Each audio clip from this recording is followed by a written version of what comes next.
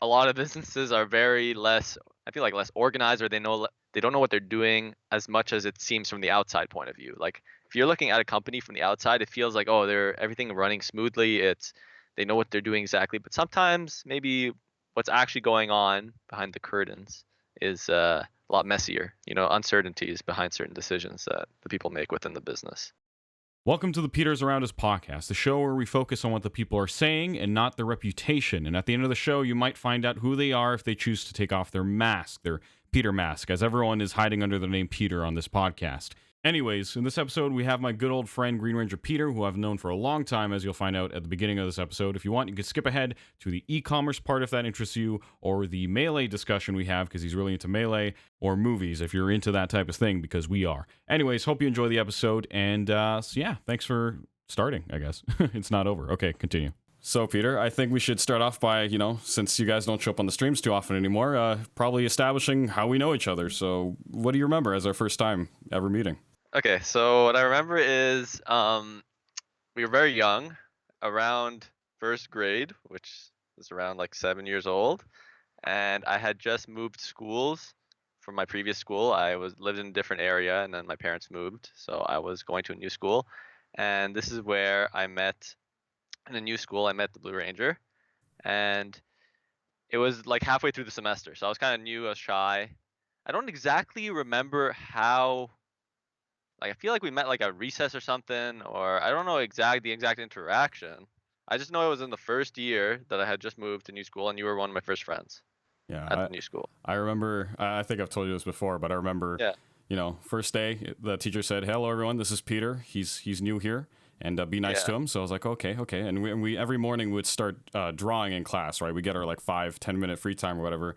And I remember Yes. I had to go over to the where we get our paper, right, to draw on, and then I noticed you went in front of me. I'm like, I'm gonna be nice. I'm gonna let Peter take a paper first. I'm gonna be really nice. After that, so we've kind of known each other. We know each other since we were like 7. So let's say 7. Yeah. So that's 3. That's 6. That's 16 years. Yeah, that's 16 years. Three, Wow, six, that's yeah, so 16 years. that's Yeah, 16. it's been a while. That's crazy, man. Most people, they don't see their friends from elementary or high school too much anymore, and it's crazy that we still see each other, right? It's just, Yeah, yeah. exactly, yeah. A lot of people I don't know, you lose track of people. It's happened obviously to all of us. Hmm. After certain I feel like you lose a lot of friends when you transition from elementary to high school Oh to yeah. whatever you do after high school. The weird And thing is we got lucky because we were in a French system, and so French system is pretty small where we are, so we kind of saw most of our group actually. Yeah, I'd say 90% still in the high school. Yeah, yeah, exactly. Yeah, yeah, that's why I liked the system, the French school system. Like a lot of people didn't like it, or I'm not sure, but a lot of people from the outside see it as like, oh, you're going to a French school. It's not going to be like I don't know. It's going to be different because most people go to English schools in Ontario, yeah, yeah. and French is not that common of a language, at least anymore. It used to be Yeah, more my common. my parents put me in a French school. Basically, told me when I was older, because they're in Canada. It's probably beneficial if we know French in Canada. Yeah. What did your parents say? Like, why did they put you in French school? Yeah, it's pretty much that. Plus, they like my mom knew French Oh because wow. they taught it in Lebanon, where I'm from. Hmm. So, like, she figured, yeah, it'd be useful. Same reasoning though. Yeah, most parents had that reasoning. It would help you in the future. It's just from an outside point of view, you're going to like a smaller school, and I guess some people maybe consider it more strict. I'm not sure.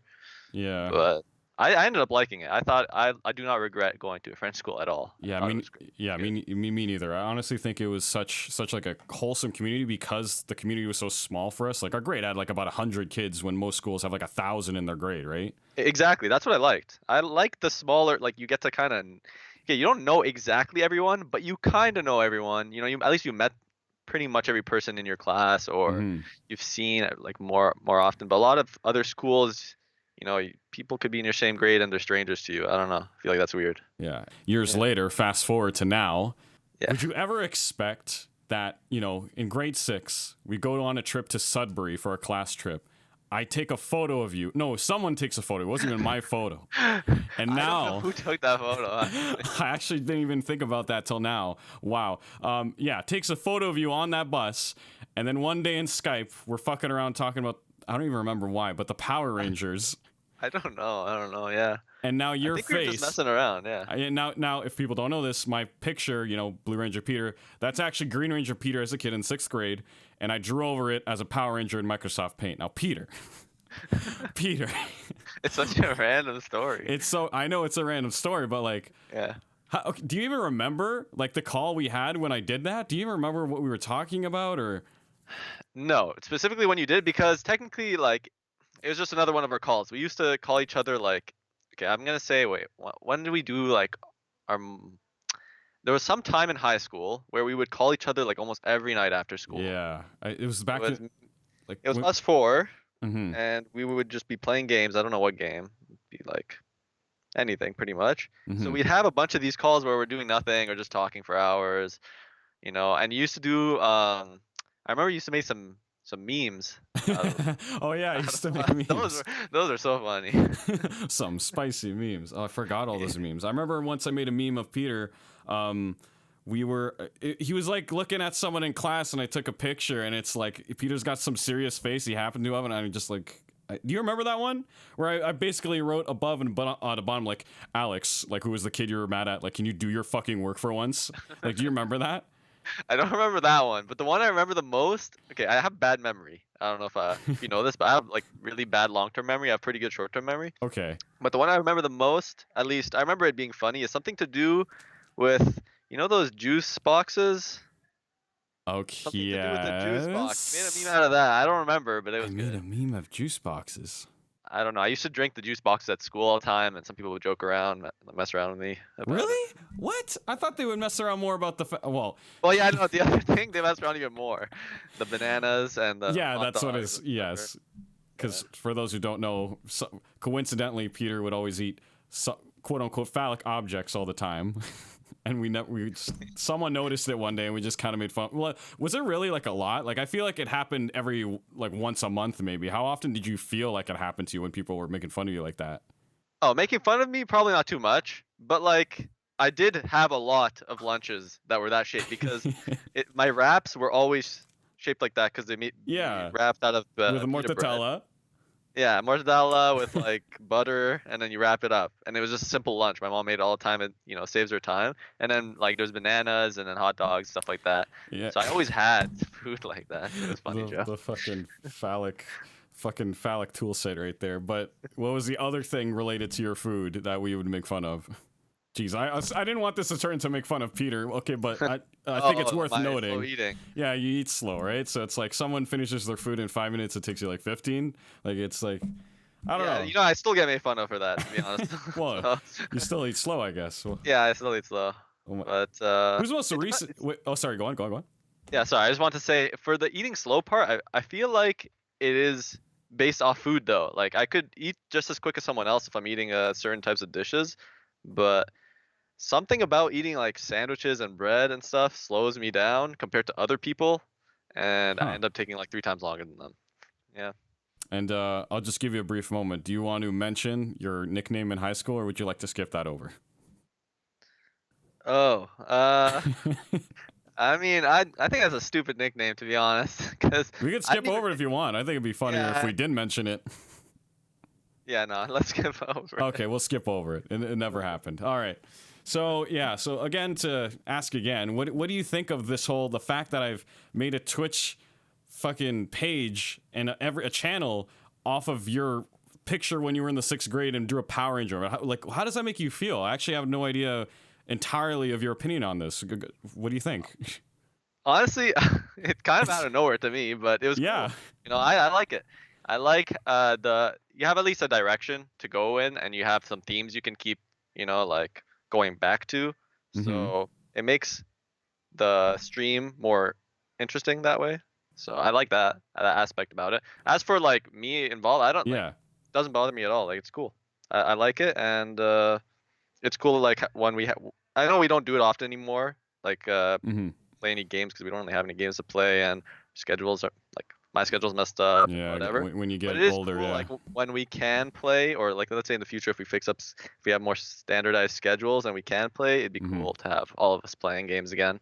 Well, so wait, sorry, real quick, back to Yeah. talking about how I've noticed you would lurk in the streams. What do you think of the Yeah. streams lately? Like, what have you seen? What do you like about them? Like, I'm curious of your input as you are the face of this channel, well, still Oh, covered I though. think it's really good. Like you have good, very good production value Okay, for the thank you. stream, like with the transitions, the overlay, and I honestly my favorite touch to the stream is the you have random videos, right? Random videos playing I sometimes on do. your Wait, where when? you're like Where? Oh, the background of the webcam. Yes. that. Yeah, that's sick in my opinion, Yeah. because I just like seeing I don't know different parts of the world, different interesting things like that. Yeah. It's And like it's it's cool that visual you could just candy. glance there, yeah, and you could see something that might be interesting, you know. Yeah. Yeah. Um, I think that's really cool. And then you have an outro, which is nice. You showed us that hmm one. Um, overall, like honestly, very impressed with the Peter approved. Okay, production thank you. quality. It's Yeah, very good. I And realize yeah, like as you know, Twitch is a hard place to grow. Realistically, the only way to grow on Twitch is if you go to YouTube or somewhere else that's more noticeable and get people to come to you. Like that's like when I was in that video I showed you guys where I was doing the voice acting shit. yeah, I got like I think I got like 20 new followers on Twitch, or like even on some to my YouTube, which I never posted, but like yeah. because you know they're on YouTube, they'll subscribe on YouTube. Well, yeah, you're saying it's really hard to start. I agree. I think it's Oh, like almost impossible yeah. to be honest. It's like super hard if you don't have a base, you know, at least base viewers and stuff like that. Mm-hmm. Mm-hmm. Um, also depends like I think the algorithm on the website's very confusing and or not Mm-hmm. confusing, but like you can't really grow on certain games because you just drown under everybody Yeah, that's playing it. it's just not necessarily set up to find like show new people what's there. It's all about necessarily about the top or the middle top or absolute low if someone's looking to see, hey, I'm curious about the worst of the worst or the best of the best, right? So Exactly. Like when I'm browsing it, which usually you don't browse, you just go to the followers mm-hmm. on the left of it. And so sorry, real quick, you go on Yeah. Twitch a lot, right? Just so the viewers know, like who's Yeah, listening. yeah. Like, cause Yeah. a lot of my job involves tedious work, which is like I'm just mindlessly on the computer inputting numbers. So I'm always watching something on my like monitor on the side. So Mm-hmm. whether it's Twitch, YouTube, or like TV shows. So I actually watch a lot of like random stuff. So like for example, for me, most of what I use Twitch for, at least like it's mainly watching Smash Bros stuff, and then the occasional like big streamer.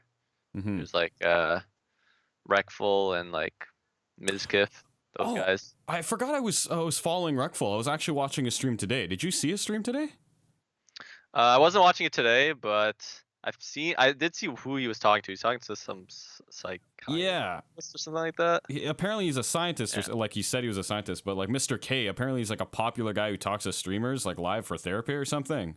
Yeah, I watched him talk to Reckful like another time, so I guess he brought him back. Yeah, because he was talking about his depression or something, or you know any problems he's got, like his loneliness. He was saying as a Twitch streamer, which. What do you think of that? What do you think of the fact that all these Twitch streamers have all these people following them, yet they're so lonely in their lives? I don't think being a full-time streamer, I feel like it's not good for your mental health, if that Yeah, makes sense, or it it's just gets tough. to you. I feel you're talking to a chat and they're doing it for like 8 hours a day, almost every day. A lot of them don't take breaks, I think. Mm-hmm. So I don't know. I feel like that make you go crazy personally, or it makes you have this feeling where you always need people to watch you to do something, you know, or Yeah, like you feel like your life doesn't feel complete without having a chat yeah, there watching you and telling you, oh, you're doing good, you know, that thing was cool, PogChamp, whatever, you know. yeah. So like when they're off the stream, they act differently or something, or I don't know, maybe they're sadder. I'm not sure. Yeah. And on that term, I feel like it's case by case, but overall, yeah, it's like, like Tim Tatman's got a family now, and like that's another thing. Like he seems to be fine, but other people like Dan's Gaming, who's come out and said like, yeah, Twitch is horrible because now I don't really. It's hard for him to connect with anyone because he's famous now and he doesn't know if they like him for him or the Twitch, and it's just weird. He's like some of these streamers are just in a very weird place. And do you think that being like comparing that to someone with like Tim the Tatman who seems to be fine, Yeah. do you think family like being having a tight knit connection with someone and then starting I guess a family like with a child, so either a spouse or a child in your life, Yeah. is kind of a grounded thing compared to being like someone who's single. You think like it helps them keep Well, well, keep like their regular lives going, kind of thing, I like think. while they're streaming? Is that what you Well, mean?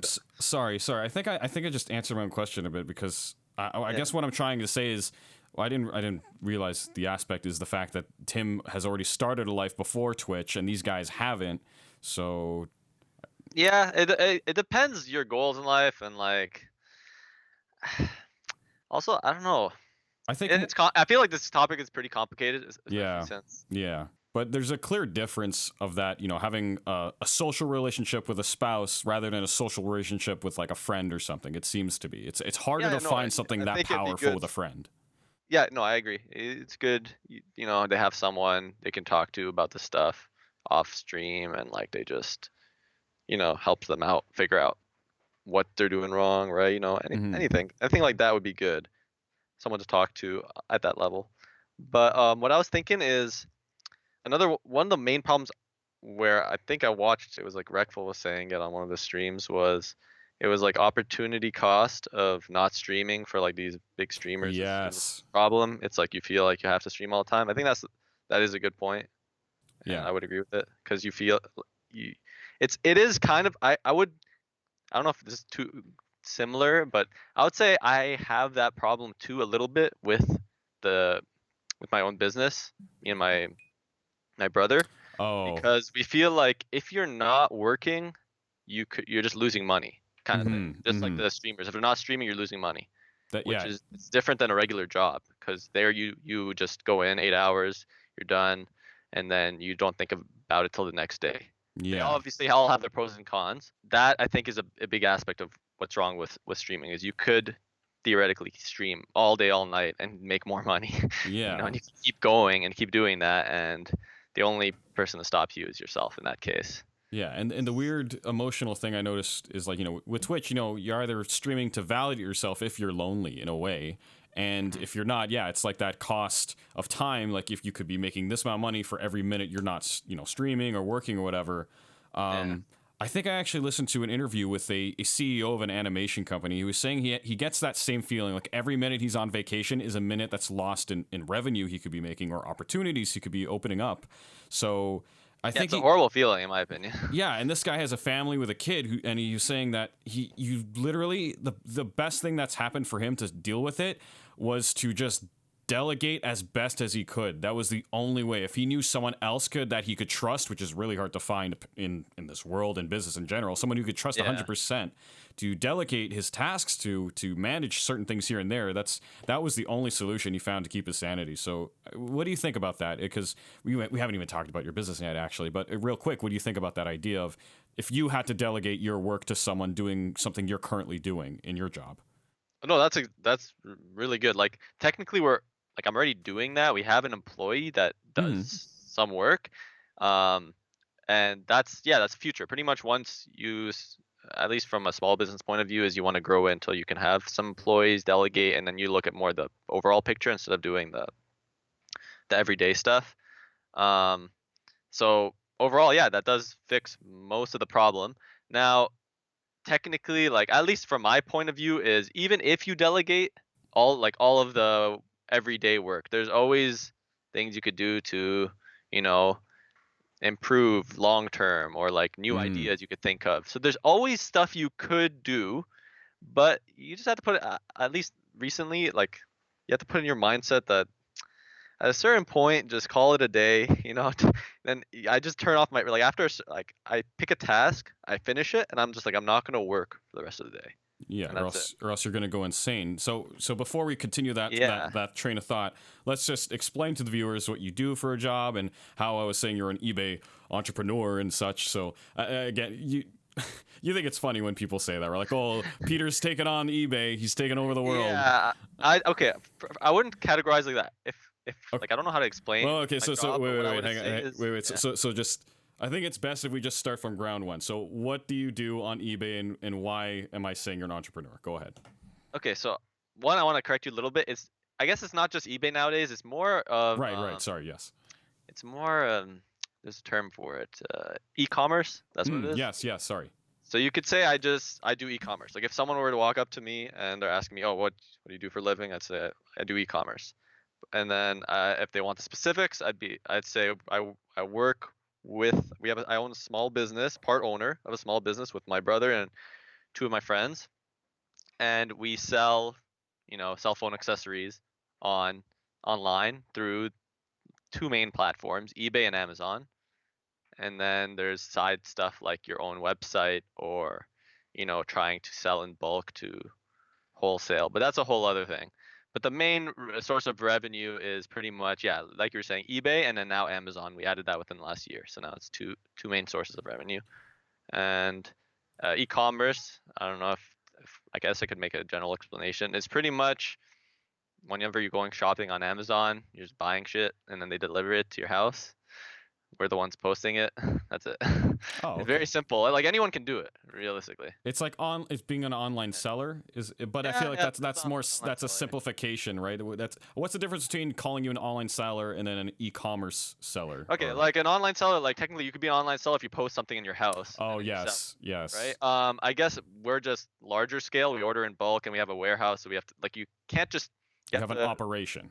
Yeah, you have inventory. You have to do large shipments every week, but essentially it is like if you were just selling stuff from your house, but to a very large scale to make enough money for a living. That's it. That's point, all it is. At that point, yeah. Does that ever get into legal things that you have to label yourself as an e-commerce thing?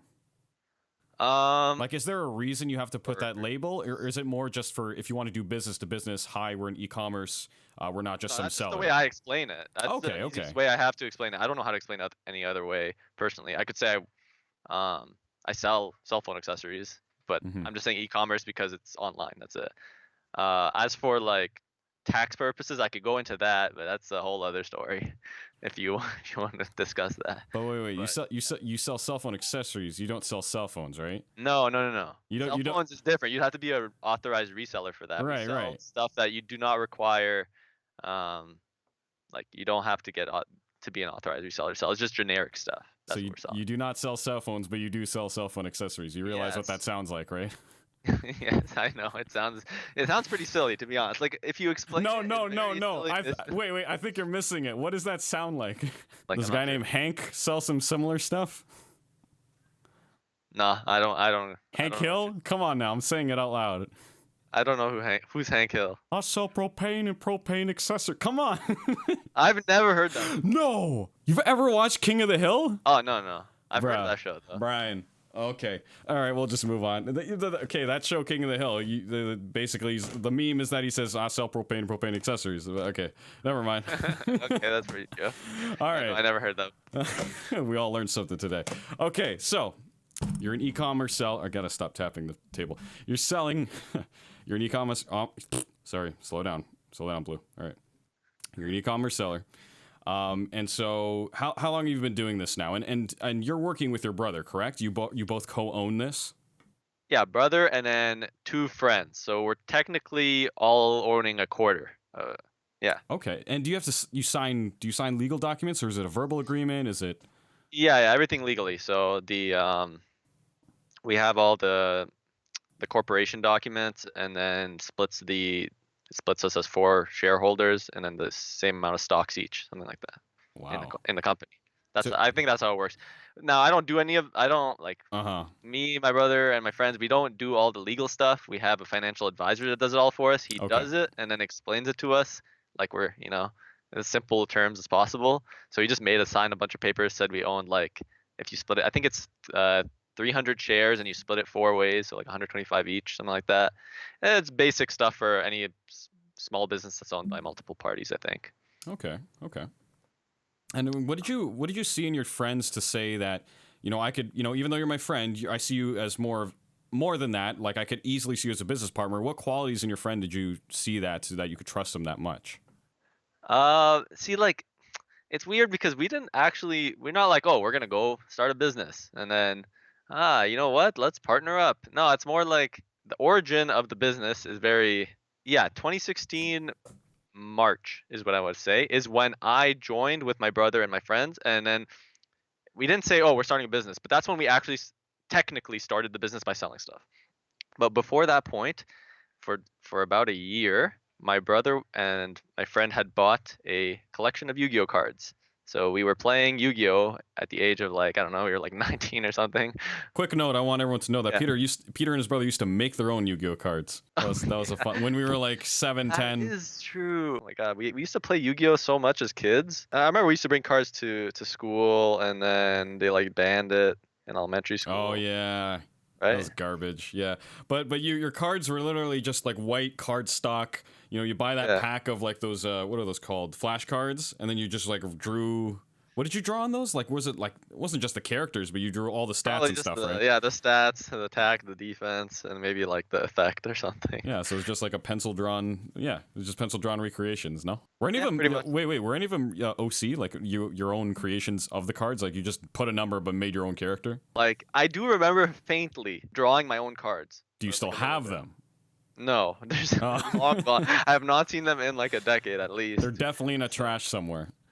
Yeah, exactly. Okay, so But for all you yeah, boys pretty trying much you to. reminded me. I didn't have that in my memory until you Oh. remind. Yeah, Well, yeah. all right. So for anyone at home, those cards are out there somewhere. I mean, you threw them out like 10 years ago or something like that, but they're out there. Valuable, maybe. I don't know.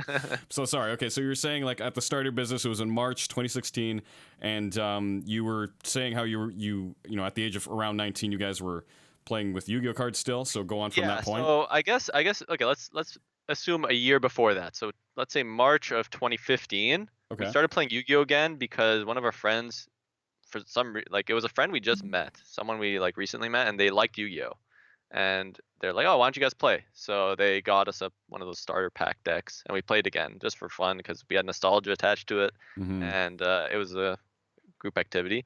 So that's what got me, my brother, and some of my friends back into Yu-Gi-Oh. And this is why it makes sense because later on, my brother, because he wanted to get more cards to make better decks or whatever, he bought some off Kijiji.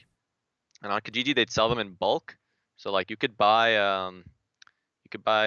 let's say like a 300 card collection for like $50, and maybe the cards, if you sold them individually, would sell for like 150 to 200. Wow. So but nobody has a time to sell them Right. individually because it would take too long. Like, where would you sell them? Would you meet up at card shops? That would take you forever. Or you'd sell them online, which is what we figured out later. So my brother and my friend eventually they found a really good deal. Because they would read the cards on the Kijiji post, and it was like worth. I'm gonna give estimates here because I don't know exactly how much it is, but on paper it was worth like, let's say $6,000, but they bought it for 1,000. The guy was selling it for. Wow. It was like you imagine, found like- that value in Kijiji list. Kijiji, also, real quick, Kijiji, for those who don't know, is like Craigslist. It's like a site where people sell and buy, but it's all like people driven. It's not like sellers. Yeah, so you have to meet up with the people, and Mhm. then you give them cash, and they give you the item, and you kind of trust each other that like they didn't screw you over. You didn't, you bring the cash. But on you're over. seeing value, like for your example, like of a That- 6 see, times okay, what it wait, was worth. let me rephrase this. Or, I yes, was not change the part of this ratios. at all. This was Oh. this was just my brother and my friend because they were more into Yu-Gi-Oh than I was. I would play occasionally with them, but mostly not. I kind of like stopped, but they still wanted to they still liked collecting it. So they found that bundle. It had like maybe like 20,000 cards. It like they brought back home. It was, I don't know, cases upon cases of cards. It was ridiculous. There were so many Yu-Gi-Oh cards. So they just from started to this- get yeah. addicted to this rabbit hole they've discovered. No? No, it was just that they weren't addicted. It's Oh, just sorry. Yeah. that one purchase from that guy on Kijiji had so many cards. So now like they split it 500 each. Because my brother didn't want to spend 1,000 total. So that's where it started. They split that collection 500 each, and they're like, okay, whatever we make off this collection the profits are gonna split 50-50. And that's kind of where you could say the business started, because from there on out, when I joined the business and my my friend's sister joined, this business was still split 50-50. So that's kind of how it started. It was two families. Oh. My friend, his family, with him and his sister, and me and my brother. But it originally just started with my friend and my brother splitting a collection of Yu-Gi-Oh cards.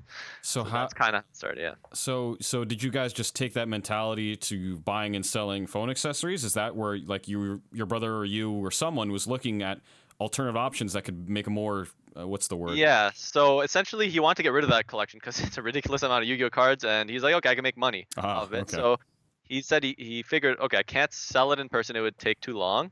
So I've seen people post on eBay before Yu-Gi-Oh cards, and they post the card individually. So he figured, okay, I could probably just sell them on eBay. Let's see if it'll work. He was just skeptical about it because at first, from an outside point of view, we never used eBay before. Maybe used it once or twice to Wow. buy something.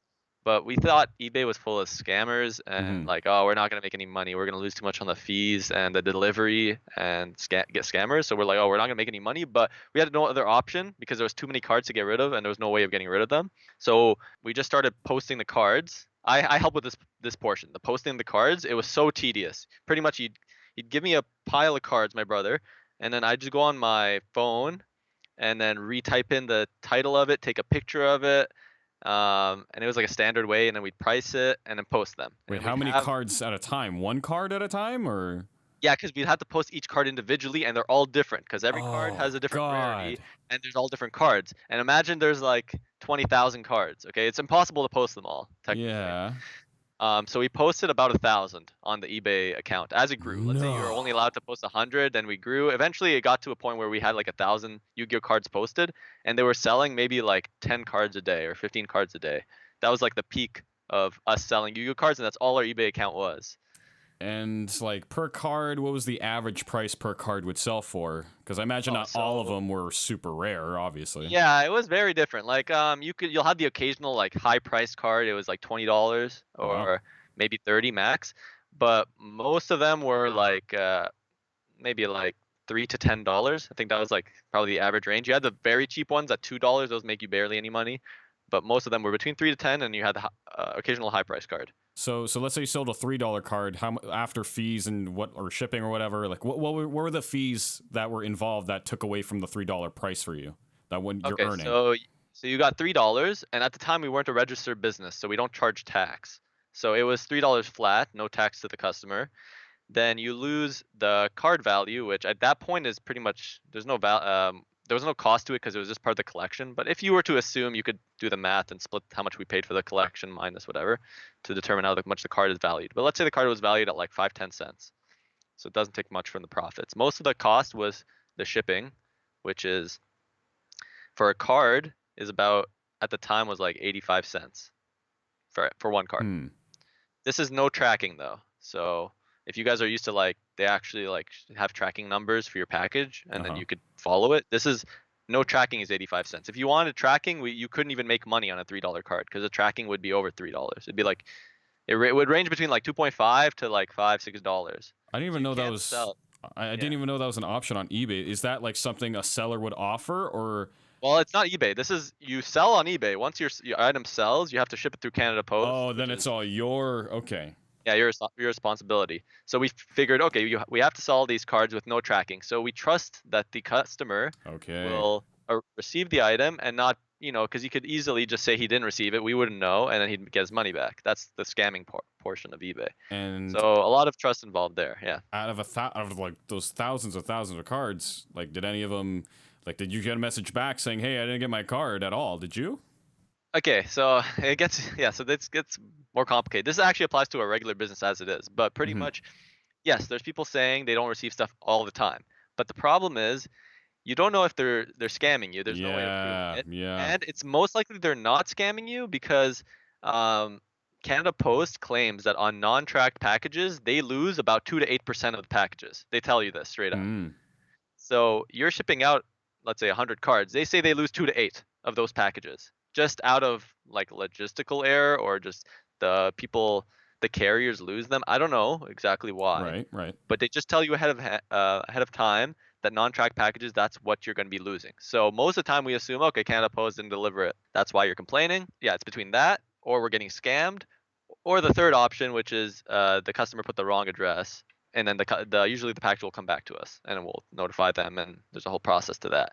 Okay. So you can't like we've been doing this now for like 4 years, I guess, selling stuff online. We have no idea how many times we've gotten scammed. Like it does. Maybe it's a few. Maybe it's a lot. We don't know. We just But assume it's just part of the the business. yeah, the business. That's not what it is. It's not worth it for you to go and like double check and go and search like, oh, is he really lying? Like it's not worth it. Like the costs these Yeah. people are asking for, it's like, okay, fine, here's their money back. Yeah, exactly. Like the best we first of all, it's impossible to prove. The best thing we could maybe figure out is like, oh, the way they message you. They're like, oh, let's say they message you, they say, I didn't receive the package, I want a refund. That's it. That's their whole message. Maybe we assume, okay, maybe that guy's a scammer. He's done it before. It seems like he knows what he's doing. He just says he doesn't receive the package and wants a refund. But we can't call him out on it. We just give him the refund and move on. That's it. They win in every situation. So the only thing we could do is maybe, recognize their username, the way they spoke in the messages. And I guess the best we could do is ban their username if we think they're scamming us. Yeah. But most of the time, because my brother does the messages, most of the time he just doesn't ban them because maybe they're not scamming us, and like a lot of them are repeat customers. I don't know. Also, how often is someone gonna, like, how many times are gonna come back to you after they buy some type of phone accessory, and how often is one person really gonna scam you? Like, no, yeah, it's very low. It's not like this is not a big problem. Obviously, maybe I made it sound like a bigger problem. No, you didn't at all. Saying that it is something that happens. It's not enough to derail a business, at least not currently. Obviously, if everyone knew about, theoretically, if most people that ship items, at least on eBay, that are under like $10 are not going to track it. So if you know this as a customer, you can scam as much as you want. Buy anything off eBay for under $10. This is in Canada, by the way, I'm talking about. Because in the US, it's way cheaper to track. So I'm talking about Canada specifically. Buy anything on eBay for under $10, the seller will most likely not track it. You could just claim it didn't arrive, and you can get your money back every single time. So if everyone knew this, you could theoretically see a world where, people are scamming you like 50% of the time. But right now, most people are honest, yeah. That's some scary info, man. Should we be releasing this? Is this some fucking area? Area 51 fucking... No, it's not. Okay. Nah. It's just something you, I guess, figure out. But no, I don't think it's that big a deal. It's only on eBay and on items that are low priced. Mm-hmm. And honestly, most people are honest. So overall, it's good. I have faith the people listening to this podcast will not abuse this system. I mean, there's probably a few people out there who have the free time to abuse that, but it's whatever. But okay, so there's worse things you can abuse for sure. Like there's way worse. It's not even a profitable scam. You're making no money almost. You're getting shit for kind of free, like. Yeah, it's nothing like serious in terms of scams go. That's ridiculous. Okay, so let's move on through the chronological order of the story then. Yeah, sorry, I took that. No, that was actually very interesting. That was very insightful into the world of, like, because not a lot of people do what you do. Not a lot of people are e-commerce sellers, so it's interesting to hear this. So after that point of you, like, selling the cards and having to list them, what was the next step for you guys? We were selling the cards and we were doing okay. And most of the big changes that happened to the business, my brother comes up with the ideas. So he was thinking, since you can make money with these cards, we started making some money. I think, let's say for the year, the 2015 to 2016, we pulled in, I don't want to be inaccurate, but I don't know, maybe $10,000 or $15,000 of, let's say 15 of revenue from the eBay cards. So profit, I don't know. You could cut that in half maybe. So maybe 7,000, 8,000, but that's off just the collection that we'd sold. So we made some money. We made he made enough money to have, a decent amount saved in the bank, just off the cards. And he's like, okay, if I can make money with the cards, why, maybe I can make money off other stuff on eBay. So he went looking at some of the other sellers on the platform, and he saw that a lot of, I'd have to ask him about this, but I would assume he saw that a lot of the guys selling cell phone accessories were selling a lot of units per day. And that's usually what we wanted to go for. We wanted to always like sell as many units as possible, not for that much price. Like we just want to, have the most customers possible, even though it doesn't make you the most money, but that's what we were going for. So cell phone accessories, at least from what we saw, like screen protectors and cases, were selling a lot. Every day people would buy like 10 from one listing. And for us, that was a lot compared to, like, we were selling 10 cards the whole entire day. They'd have 10 sales on one listing, and you could have so many more listings, Mm-hmm. So that's where he got the idea.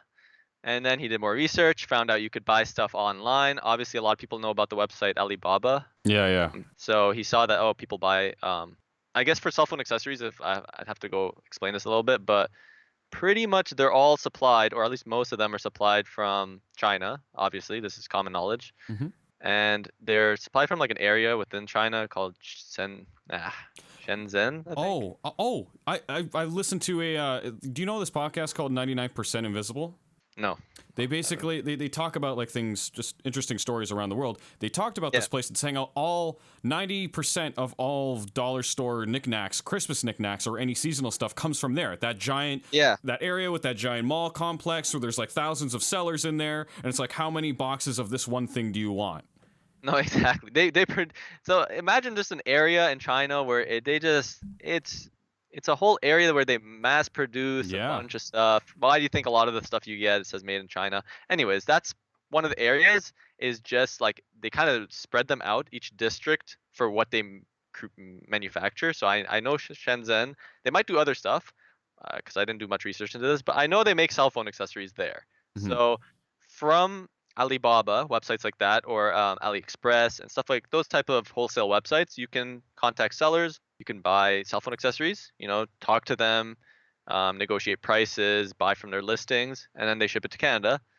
This is all you'd have to figure it out yourself, but pretty much it's just using it's kind of like using Amazon or eBay, but you're buying in bulk from Chinese people. Yeah. That's the way I see it. And we tested out. We bought our first batch in March of 2016 is what I remember, or at least we received it in March. And we bought like Apple earphones, or at least replicas of them, Oh yeah, because because there those was were a popular at the Well, time. Yeah. and I remember you telling me a story about how when you were posting those on Amazon, you guys got banned for a little bit, right? Or like a what's it called, a suspension because of some miscommunication with the pictures or titles. Yeah, so we didn't know anything about what you're allowed to sell. Okay, so our whole business is based off trial and error. So we get the stuff, we see other people selling it. So on eBay, we had seen other people selling these Apple earphones for like $5-6. I'm like, okay, that makes no sense because Apple earphones on the website for Apple sell for like 40 or something. Mm-hmm. So how are these people on eBay selling them for $5-6? So we figured they're replicas, so we're allowed to sell replicas. Obviously, we don't do this anymore, but at the time we thought, okay, we're allowed to sell these replica Apple earphones. So we bought Apple earphones plus a few other things like some cables and stuff. And wait, were these actually licensed or replicas? We bought the replicas. Okay, so they're not actually associated with Apple; they're just replicas. Okay. Replicas, and you're not allowed to sell replicas, but we didn't know that at the time. Wow. Okay. So we posted them on eBay, and then they got like the listing with the Apple. We had other items, but I'm just saying this one is specifically because that's the one that got our account bigger. So it sold like Really? it Wow. sold a lot. It was selling a lot per day. Let's say 10 to 15 times a day for a while. It got to a few thousand sales maybe, or maybe like 1,000, 2,000 sales until it got taken down by eBay, obviously because you're not allowed to sell this stuff, and they took down the other people selling it. So okay, we learned our lesson. Wow. Okay. We're not gonna order those anymore. So it was a big wipe. So it wasn't just you. Okay. Yeah, at the same yeah, that's pretty much how we got started. We saw, oh shit, you could actually make money from buying these stuff online. Obviously, we didn't want to do the Apple earphones anymore because you're not allowed. But we tried to look for stuff that you are allowed to sell from like reputable sellers and listings that had been up for a while without getting taken down. Because it's hard to find out what you're allowed to sell and what you're not. The rules are very vague on eBay. And for example, we sell cell phone accessories, so there's cases, screen protectors, and cables and stuff like that. You're allowed to sell most cases, but some cases have a patent by a company. For example, have you heard of the company like Spygen or something, like one of those big Amazon companies? Mm-hmm. Yeah, I've heard of them.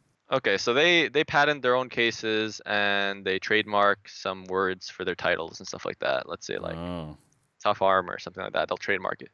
But other people on Amazon sell their case or sell a case that looks almost like identical to it. Are you allowed to sell it? It depends. What did they patent? Like, did they patent the design within the case? I'm not a lawyer. I don't know exactly how these patents work. But Jeez. overall, from what we could tell, is that like there's slight changes. Like China will manufacture the same Spygen case and sell it to general public to these. They'll manufacture in those plants in Shenzhen and they'll sell it online, but they won't be the exact Spygen case. They'll be like almost the same. And I think you're allowed to sell it because the patent is only for like certain thing within the case. Anyways, I'm rambling, but the idea is that it was a learning process to figure out what you're allowed to sell and what you're not allowed to sell online. That's what we had to figure out. So we would be selling some stuff. Sometimes we get taken down. We're like, okay, we can't sell that anymore. Now we could sell this as long as we're not taken down. That's what we did personally. But it's interesting that you explain how like people will find these minute differences, whether they have the legal knowledge or not, but they'll find it and they'll sell it. And so it really makes it confusing for you guys to figure out, okay, what can we sell, right? Yeah, I wish there was if there was just a list like, oh, you can sell these items or you can't sell these ones. No, It's, because sorry, it's not like a yeah. World of Warcraft e-commerce guide that you could just search up and like, okay, I just need this add-on and I can sell this and this. It's life. It's way more complicated. Yeah. It's not that easy to find either. Like, maybe we're just bad at this, but I Hey, I haven't dropped still this don't yet. know. I Like, haven't dropped this. Hang on, Peter. I haven't dropped this yet, but aren't you guys, even though you said you guys are kind of bad at this, aren't you guys one of the top sellers in Canada? For cell phone accessories specifically, okay, I can go back into this, but yes, we were for cell phone accessories in Canada on eBay. We were the top at one point. We're not the top anymore. But it's an accolade worth mentioning? Uh, Has I that guess actually so. helped? Have you ever mentioned that to any other business or anything that's helped you in leverage of some type of discussion or? Okay. In the grand scheme of things, it's nothing. Okay. Okay, Because okay. eBay.ca is very small, and it was making us enough money though. But I could give you an example where it did benefit us. We would get sometimes people contacting us through our eBay page because they'd see how many reviews we've had and stuff, and they I guess consider us a bit more legitimate. So like for example, a Walmart representative once contacted us and wanted us to sell on Walmart. Oh yeah, how did And that go? You said it was very iffy. It was like, yeah, so that one we followed up on him. He asked for a bunch of information. My brother set it all up, and eventually we got on the website. I was posting some listings there, but the website it's the Walmart marketplace. So when you go on Walmart's website, you know how you just browsing through their stuff that they have in store and stuff. right. There's also the marketplace portion. So it's like an Amazon but for Walmart. Like people Oh. are selling stuff on Walmart, but that's not necessarily in the store. Huh. That's what they accepted us for. So they only accept certain sellers to post on there. But the problem is nobody goes on Walmart's website to buy stuff like that. Like nobody's going there to buy screen protectors like they would on Amazon. So we noticed that there was no reviews, there was nobody buying anything. Maybe you could make a little bit of money, but it was not worth our time. So maybe in the future, if Walmart ever becomes bigger and is worth the time to invest, to put some listings on it, we would. But right now, we notice we're not going to get anything out of it, like no So, sales. are you still on this term with them, or did you pull the plug? Like what? Technically, our listings are still there. I made them like a year and a half ago. I never look Wow. at them anymore. I haven't looked at them What? since. Really? You could just do that? Like, what if something sold? Do you get a notification? Like, what? Yeah, I guess we would get a notification, but I don't think anything has ever sold on Walmart for us personally. Wow. Yeah, no, I only had like 3 things posted. I just tested it out. I just wanted to see how their system works. Uh-huh. Their system was far different than like eBay and Amazon. They were way more strict on how you post stuff, and it was harder to get into. Not anyone can get into it. You have to get approved for it. I don't know. It was For weird. Walmart? Yeah, for Walmart, even though it's much less popular and nobody uses it. I don't know why they made Ridiculous. people you have to be approved for it. I don't. I think I think their business model is bad. That's I guess that's one scenario of us having the bigger eBay account. You get more credibility that way. Yeah. Something like Real quick on the fact that, I noticed throughout this you've been saying how we're just testing things out, and we might be bad at this part of it, but do you find that's just don't you think that's just a business? Like that's the reality of running a business. It's just it's always trial and error, and on the outside it just doesn't seem that way. Yeah, no, I agree. You're right. I think a lot of businesses are very less. I feel like less organized, or they don't know what they're doing as much as it seems from the outside point of view. Like if you're looking at a company from the outside, it feels like they're everything running smoothly.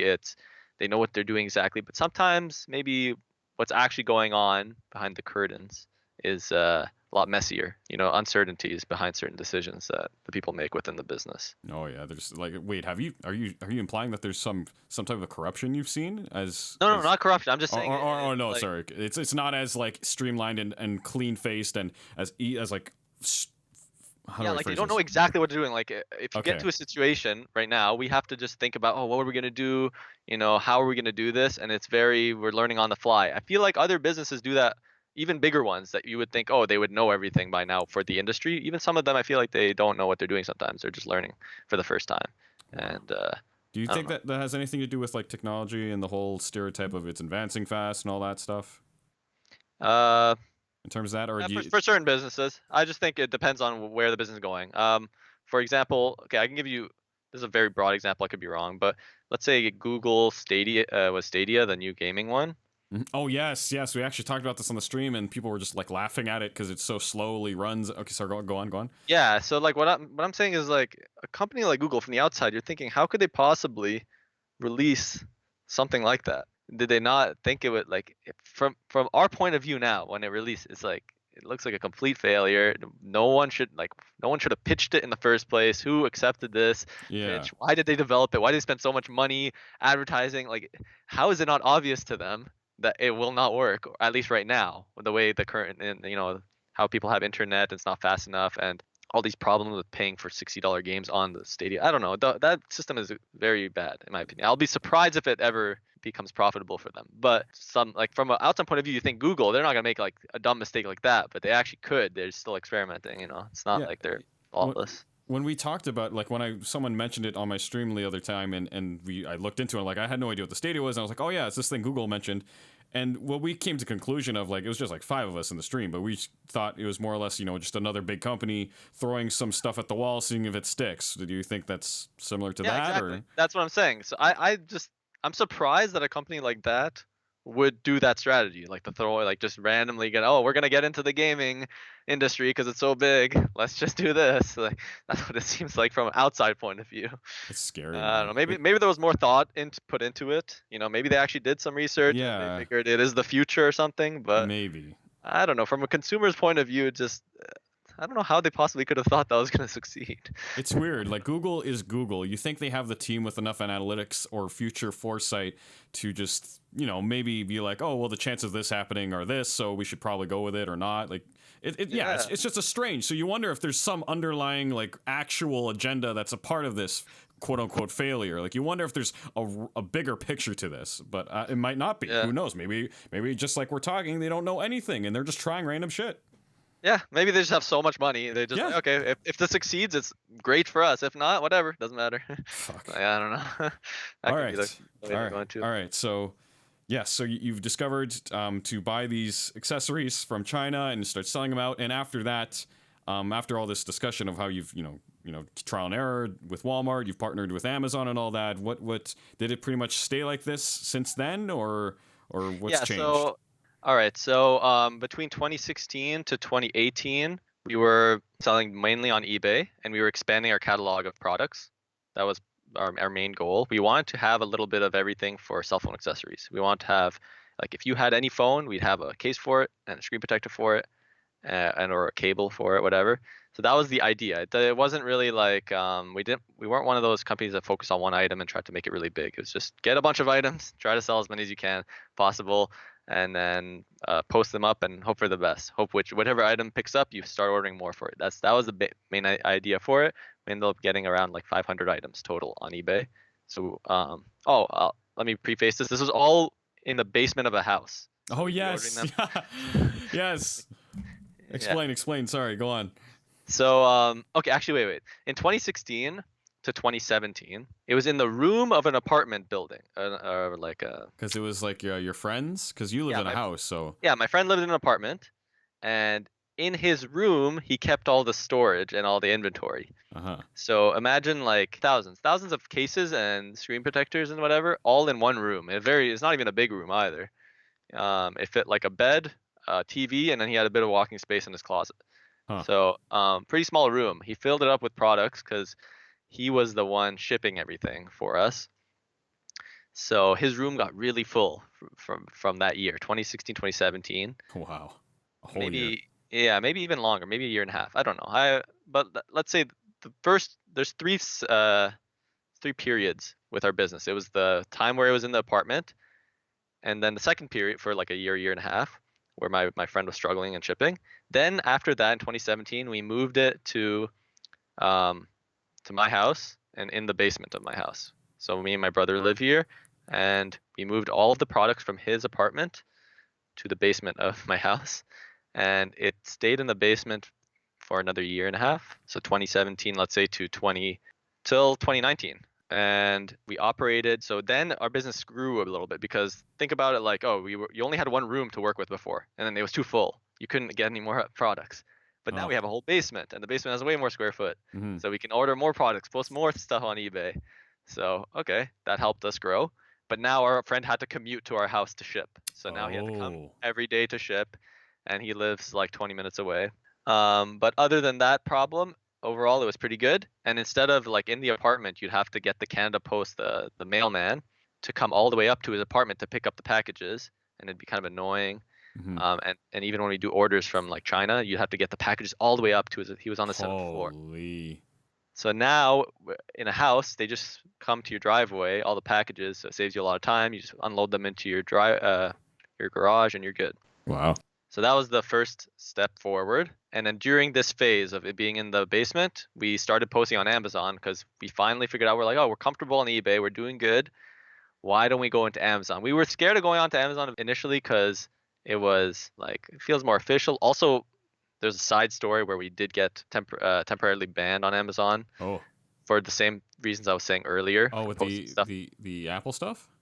Yeah, posting stuff you're not allowed to sell. Yeah, Apple stuff, whatever. So we had tried that out like way earlier, maybe in 2016 when we first did the eBay, and then they banned us, and we never went back to Amazon. One because we What? didn't know how to get unbanned until recently. I'm saying. Oh, okay. So it's like, well, okay. Yeah. Eventually, but for We eventually how came long was back. that period that you were banned for then? So let's say we sold on Amazon for a few months, maybe like 4 months, and we were doing good, but it was all counterfeit stuff, and then we got banned. And then maybe for like a year and a half to 2 years, maybe 2 years, we didn't go back on Amazon because we were banned. Wow, 2 years. Yeah, because we were banned, and we were doing eBay, and we didn't really know like, oh, what are we gonna do on Amazon? Like, we don't know what to sell. We don't want to get banned again. We want to do it properly. So we eventually, like, as we learned the business, we felt confident. We can, okay, we're gonna do some research. We're gonna do it right this time. We eventually got, we didn't get our account unbanned. We actually made a new account. Oh. They let us make a new account. So our old account I think is still banned. They let us make a new account, and we were gonna do it right from the beginning this time. So that's what we did, and that phase started exactly a year ago. Oh, no, a year and like 4 months ago. Wow. So like around 2018, when we were in the basement, we started posting stuff on Amazon, and it was still small, but it was finally our second source of revenue other than the eBay. And then now, fast forward to this year, 2019, I don't have any inventory in my basement anymore. It has moved to a warehouse. We saved up enough money over the 3.5 years to put a down payment for the warehouse, and we bought it. And then we moved all of our inventory there, and now we work there. And that's been since May. Well, yeah, June, May. I mean, we moved into the warehouse in May, we renovated, and then we moved in maybe June or July. Started working from there. Yeah. And didn't you hire like another employee and such, or? Oh yeah, I forgot to mention that. So we hired the employee around exactly a year ago, I think, December, maybe November. Wait. That's right. So this is your first employee while you four are still in the business, right? Yeah. So okay, while we were still in the basement, actually, of my house, we hired the employee. Oh, okay. And my employees, our employee is our friend. So it's not like we did any look for an employee and then do an interview so process and there's all none this. of that. You just trusted him, No, like, no. yes. We just talked to him. We're like, oh, we might need an employee eventually. He's like, I want to work for you guys. So we're like, okay, sure. And so do you pay him though? Yeah, of course. Okay. I thought he was just being the kindness of his little heart. All right. Oh no. But he eventually, so he worked at a bank as a teller, but he was getting sick of it. So That's so funny. He works at a bank and then he's like, nah, screw this. That job seems better. yeah, so Wow. That kind of reason opens your why- eyes. All right. the reason why is because he's still going to school, but he has been doing the bank job as a teller for a few years. Let's say 3, I think, maybe. Oh, And okay. he can't move up in the bank without getting a degree. Ah, garbage. So there's nowhere to go from him, and they're paying him about minimum wage. Really? Yeah, so we were gonna offer him the same amount, except the job is gonna be way less stressful than what he's doing. Obviously, we can't offer him the same amount of hours. We don't have that much work to give.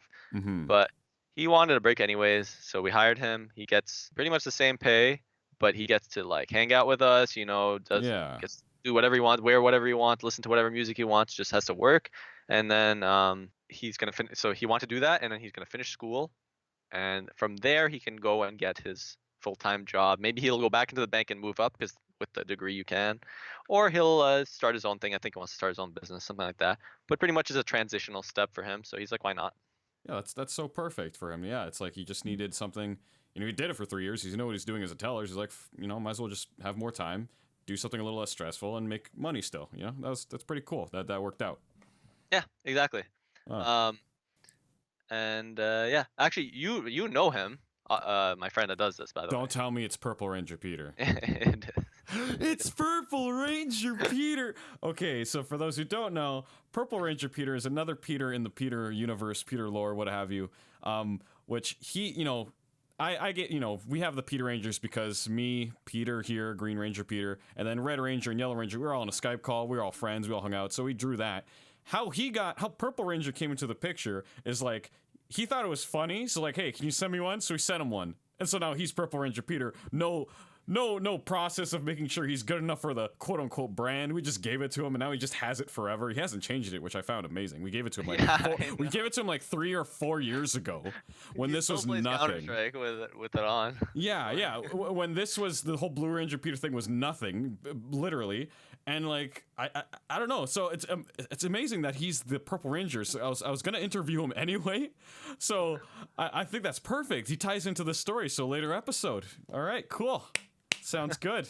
All right, I'm glad it's someone I could actually have a point of reference to talk with now. All right, cool. So it all comes full circle. Full circle. Yeah, pretty much. And it's funny, yeah. Yeah, and it's fun. Again, I just want to reiterate, it's funny to us because nowadays I will not give out the Ranger costume to anyone. I've actually have a select people who I'm going to interview in future episodes that I've chosen specifically that I can trust with the Peter Ranger suit. But yeah, anyway. Yeah, that's crazy. Okay, well, I think to wrap up about this whole... Wait, sorry, were you finished discussing? No, because... I think that's pretty much the gist of what I do, I guess. There's obviously more specifics, but well, let's go to current day. Current day me is I go to work at a warehouse and we sell stuff on eBay and Amazon. That's where I'm at, and that's how I got there. I think that's to wrap it all up, I think. And who knows where it's gonna go from here. And it's insane that, like, did you ever think this was gonna not from the point? Sorry, I was gonna ask, did you ever think this would ever happen when you started, not with those Yu-Gi-Oh cards, but when you started with your eBay selling? Did you think it would get to this point? Actually, it's funny that you say this. The only reason I started working with them is because I thought, when they were doing the Yu-Gi-Oh cards, I'm like, there's no future in this, so I didn't want to do it. That's so when funny. they actually started selling stuff, I'm like, oh, this could be something, so I want to start from the beginning. So then I helped with that. Really? So, yeah, I did not help. Like, I helped post some of the Yu-Gi-Oh cards, but I wasn't like heavily invested into it. Was it more like you're like bored and you want to help your brother and you got money out of it? Is like that type of thing? Yeah, you're making some income on the side a little bit. You're posting some cards while I'm watching stuff. It's whatever. Yeah. But once the actual, like, we could see, oh, this could maybe become a business, very like slim chance. I'm like, okay, I'll start from here. Like, actually, not full time, because I wasn't full time at the time. I was still a student, but I was like part time officially right when we started, pretty much. Also, isn't it important to know what to say you went to school for? Because didn't that help a lot with like what you know in business? Like you're an engineer in what? Sorry, what type of engineer are you? Industrial engineer. So I'm not an engineer though. So I have an engineering degree. I have no experience though as an engineer. So I just got the undergraduate degree from Ryerson University, and pretty much while I was getting the degree is when we started it. I think I was 2 years. Yeah, so I have 3.5 years. Yeah, so 2 years into my degree. So when I was in end of second year, beginning of third year is when we started.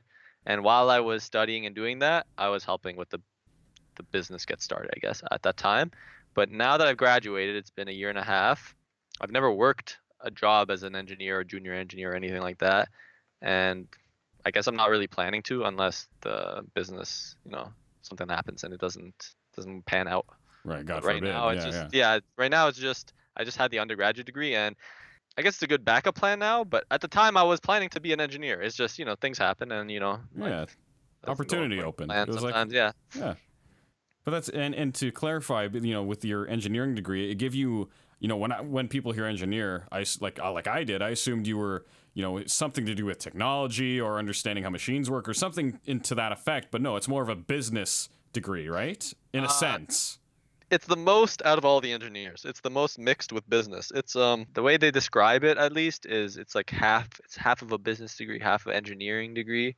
I guess it's more engineering, but overall it does have some business related courses. Like the main course I remember that like has something to do with what I'm doing right now in my business is they had a forecasting course or like pretty much it just helps you forecast for inventory management. So like Mm. oh, let's say you have this item and it sells this many times. How are you going to forecast based off these different like algorithms for the future? How much should you order for it and stuff like that. So it kind of like directly relates to what I'm doing now, although I can't use what I learned in the engineering for what I'm doing now because we're a small scale business. But Oh, huh. but essentially, But very wait, so bad explaining this. no, you're doing fine. You're doing fine. So if you got to a larger scale, you can actually apply what you learned, like because you probably learned about large scale, so you know. Okay, It I'm very I don't know, is it pessimistic? I am someone that doesn't at least from my personal experience, I did not like or did not benefit too much from university personally. huh, I think the main benefit it gives you is the way you think about things. So I agree. Yes. and it teaches you how to learn things. So like because a lot of the subjects you're learning is brand new, and you have to get evaluated on it. So it teaches you like time management and how to learn certain things within a time frame or preparing projects and the presentation, all that stuff. But the actual like contents or the core of what I learned, I do not remember it from like Really. almost everything. Like I can give you an example. A lot of what I learned in the classes, you could just learn online. Every tutorial is online, at least from what I learned. For example, that forecasting class I was saying, like our final exam was like 7 ways to forecast this inventory, and it's just formulas, and you have to learn it. You could memorize these formulas, learn it online, and then you'd be good. You could do this within a week or like two Wow. weeks, and you'd know exactly what you did within the whole class. So I don't know. From obviously there's benefits to university and whatever, but personal experience, if I was to look at it as a whole, you could say I wasted my time mostly, but I don't regret it. You know, it's a backup plan, and you learn things like maybe I'd have a different way of thinking if I didn't go to university. So I don't know. Also, you would have kicking yourself if you didn't go, because then you'd have that mindset of, oh shit, I'm missing out on university. So it's a good thing. It's not Yeah, necessarily a waste, but I see what you mean. When you look at it, it's like there's a lot of time in there that could have been better yeah, spent knowing what I know now.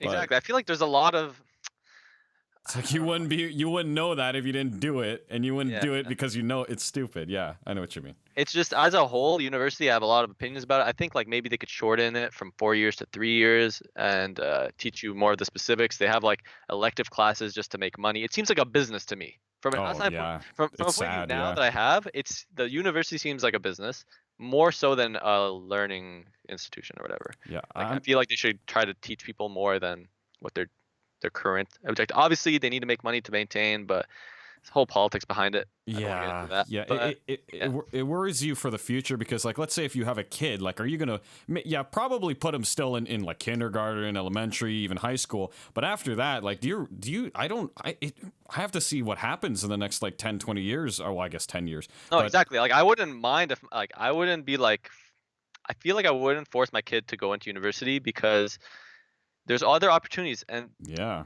the way it is before the university degree meant more because less people had it. But now that almost everyone has one, it means less. Like even without a university degree, mm-hmm. at least in Canada, a lot of the trades jobs, is that what they're called? Yeah. The ones like plumbing and Yes, trades. Yes.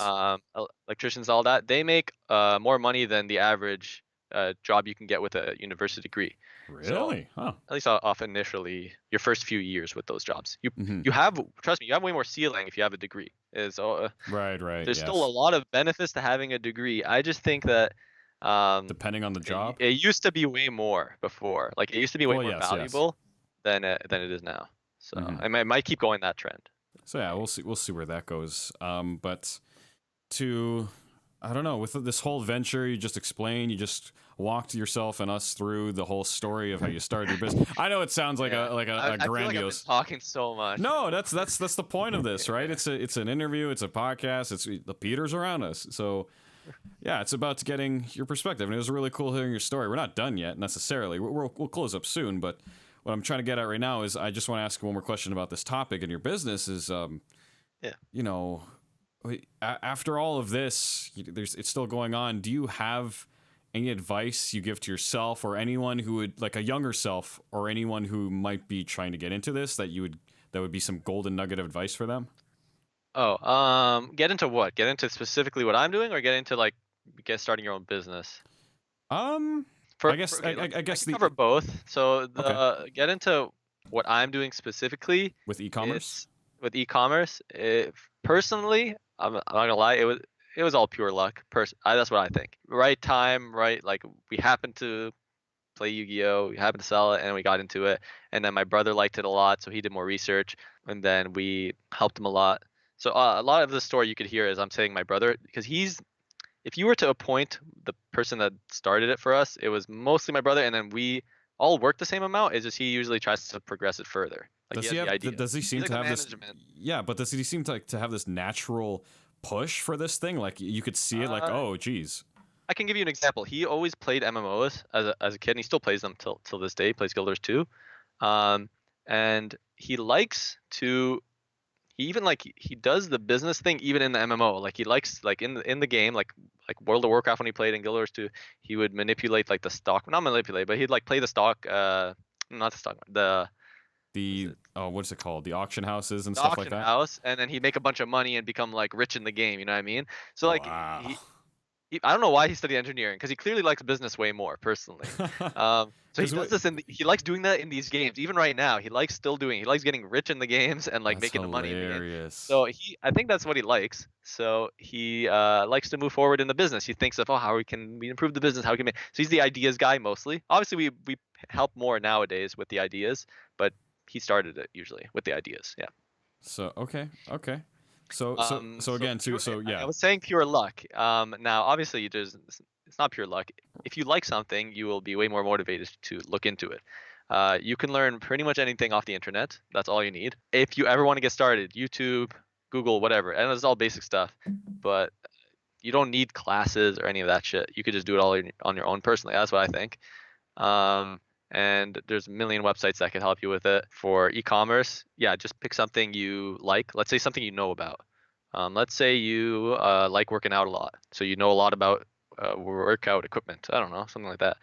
And then you could do research on these big websites, Amazon, eBay, because they're the biggest ones. Like Amazon's one of the biggest companies in the world. So I always say just base it off of Amazon.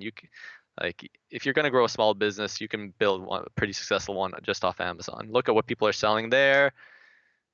See if you have your own unique ideas, or you sell the same thing. A lot of this whole business that we're doing is just people selling the same shit for different prices, or different, you know what I mean? Like it's not, you don't have to be creative.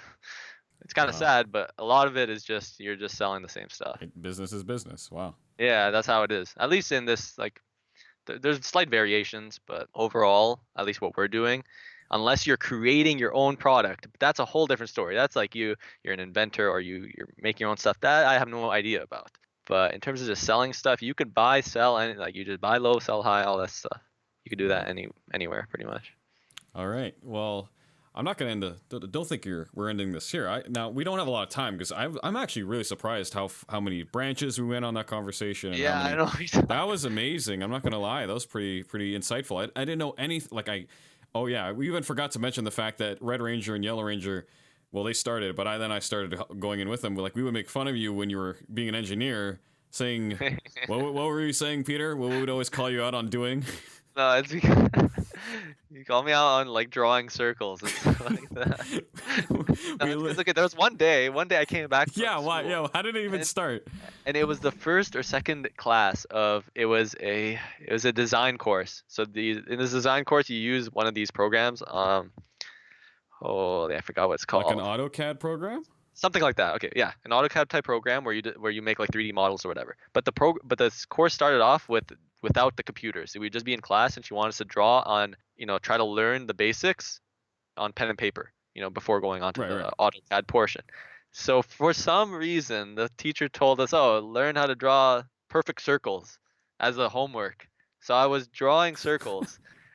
Coming back home after like this is in second year of university, and then I was just telling them about it, and they were dying of laughter because it's so silly. I'm just here drawing circles. I'm like, what is this? How is this higher learning? I don't get it. So yeah, I literally didn't know that was the story either. I thought you were actually drawing some schematics or something, and then they came over and noticed there were pretty much circles, and I thought no, you were literally drawing perfect No, I was circles. just drawing circles. Yeah, that's it. It's as simple as that. That was the homework.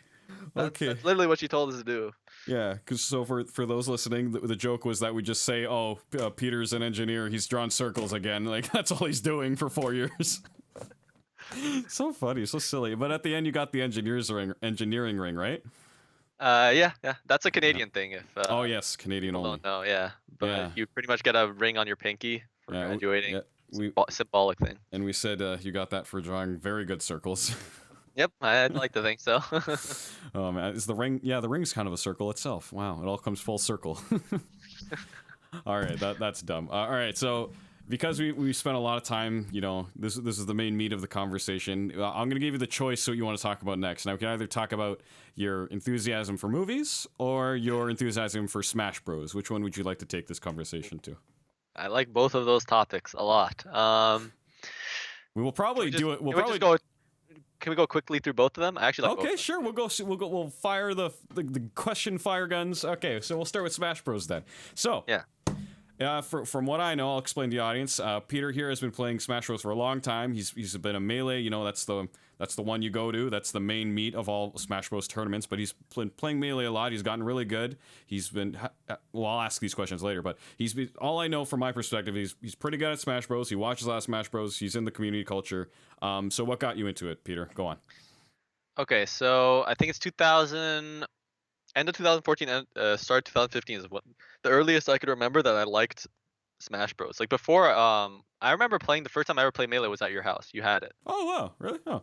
Yeah, that was the only first time I ever played Melee, and then I played like 64 at some of my friends' houses. And Smash Bros was just another casual game I would play occasionally. I never owned a Smash Bros game. Yeah. What point did it? Yeah. What point did it become like? Oh, I really like this game. Like. It was in 2015. I was watching because I've been watching Twitch since for like 6 years now or 7 years. I don't know, a while. And I was just browsing through, and they had a tournament playing. It was the finals. I think I just tuned into just the finals, and I saw them playing Melee, and it was between like two of the top players, and they were playing so fast, and like it looked crazy. I was like, what? This is not the same game. I was playing with my friends. So from there, I was interested. I was like, okay, this is really cool. There's a very competitive. I'd never watched esports before or whatever, but it was very interesting from that one tournament. I don't know which tournament it was. It was around early 2015, something like that. And then so I wanted to look more into it, see who these competitors were, and I found a documentary on YouTube about Smash Bros. Oh, I gotta see this. I didn't know there's a documentary. Okay. Yeah, about Melee. So if you search it up. So it has 3.2 million views. See, 5 years ago. So. And what's it called? It's called the Smash Brothers documentary. Oh, literally. Okay. Yeah, pretty much. After watching that, so okay, if you see the documentary, it's 4 hours long. Okay, I sat and watched it from like 1 a.m. I put it on, and I watched it from like 1 a.m. and I was like, okay, I'm just gonna watch a little bit of it. I ended up watching the whole thing because I loved the documentary. I thought it was great. Till like 5 a.m. or something like that. How long is it? Like 3 hours? It's 4 hours. 4-hour documentary. Wow, what a. It's episode based, but I actually just watched the whole thing all at once. Oh, okay. Wow. Yeah. So then from that, it gives you the basics of how Smash Brothers Melee became a competitive game, and how it's competitive, all the advanced techniques, all the players, and the whole esports. It's like the history of the esport, pretty much. Like you could say the same thing about like a game like League of Legends. There could be a documentary where they show you, when it started, all the players, all the famous players like Faker, whatever, how they got good, what characters they played, all this. So it's just like Smash Brothers lore, whatever. That was the whole documentary. After that, I started watching tournaments on Twitch pretty much ever since those, and I would recognize some of the names that they mentioned in the documentary on this that are competing, and I found it really. I just like that. I like something that has history. That's also why I like the NBA basketball, because it also has history. I could see some of the players, Mhm. from the past and their records compared to now, and who won in the past, and which teams have been doing well overall. I like when stuff has a story to it, not just the game itself, but like a backstory to it. Yeah. So this one had a lot. This is one of the few games that has a lot of history to it. A lot of the games now, they don't have a lot of history. Like a new game will come out, it will replace the old game. Mm-hmm. You know what I mean? Let's say Call of Duty has an esport, right? The new Call of Duty comes out, the old one's dead. Now it's the only Yeah. one Oh, everyone's I playing. see what you mean. Yeah. But this one, it's been the same game since 2000, whenever it came out, 2001, I think. Yeah. Even though they've been still making new ones, people still go back to Melee, right? Yeah, they still play the same one, so I like that aspect of it. Like, and there's no patches, and it's essentially I like the game a lot. After I started watching tournaments, I started playing it because I want to see, oh, how are these people doing this? And just from watching them, I learned some of the advanced techniques. I don't know all of them. This is the hardest game I've ever played in my life. It's so hard. Even just to know how to do the techniques it takes you hours upon hours. Just to be decent at the game, you'd have to play it for a few months. Wait. Have you attempted any of these techniques and realized like this is too hard? Yeah, like I know the basic advanced techniques for the competitive play, but like it gets even harder than that. Like they're coming up with new stuff still like What? How do even you like come within. up with new stuff for Melee? Yeah, because the game is, I don't know how to explain it. It's a very complex, like not complex, but it has a good physics engine, and there's a lot of things you could do with it. So it's really hard That to explain to well, someone that's that has that. not Yeah, doesn't well, yeah, that's watch. mind blowing to think people are still thinking up new techniques when all the Like, pros are doing that, like still doing like, that. like it's not that they just came up within the last year. A lot of the new players have been doing a technique more often. They knew about it before. Okay, okay. Let's say they knew about it. Let's say 5 years ago, but everybody thought it was maybe too hard or it wasn't common enough. But now it counters a new play style in the meta, so they actually start Holy using it. Christ! I didn't even know there Um, was a meta. All right. it's very very complicated. I think it's the best game I've ever played in my life, and I've played a lot of games. Hmm. So that's what I like about it. And it's very creative. It's not like, let's say you watch like I was watching today actually. I was just chilling, doing some work and watching on the side. There was a Street Fighter tournament. If you watch the character, it was like one of the characters was, I don't know what it was called, Karen or something. I think that was one of the characters. They do the same combo. You'd get a hit, and they do the same 3-4 hits. Yeah, You know what I yeah, mean? yeah, And yeah. like a lot of esports is like that, like League of Legends, whatever. Anytime like people do combos, like there's an optimal combo for everything. Let's say you're playing what's a character in League of Legends? Let's say you're playing Garen or something, Okay, yeah, Garen. Usually you do like a 1-2-3 EQ something combo, whatever. Right, Like right. you hit them with the whatever the slow is, and then you hit them with your damaging move. So like when you're watching it as a spectator, I don't find that as entertaining. Whereas Oh, Melee, okay.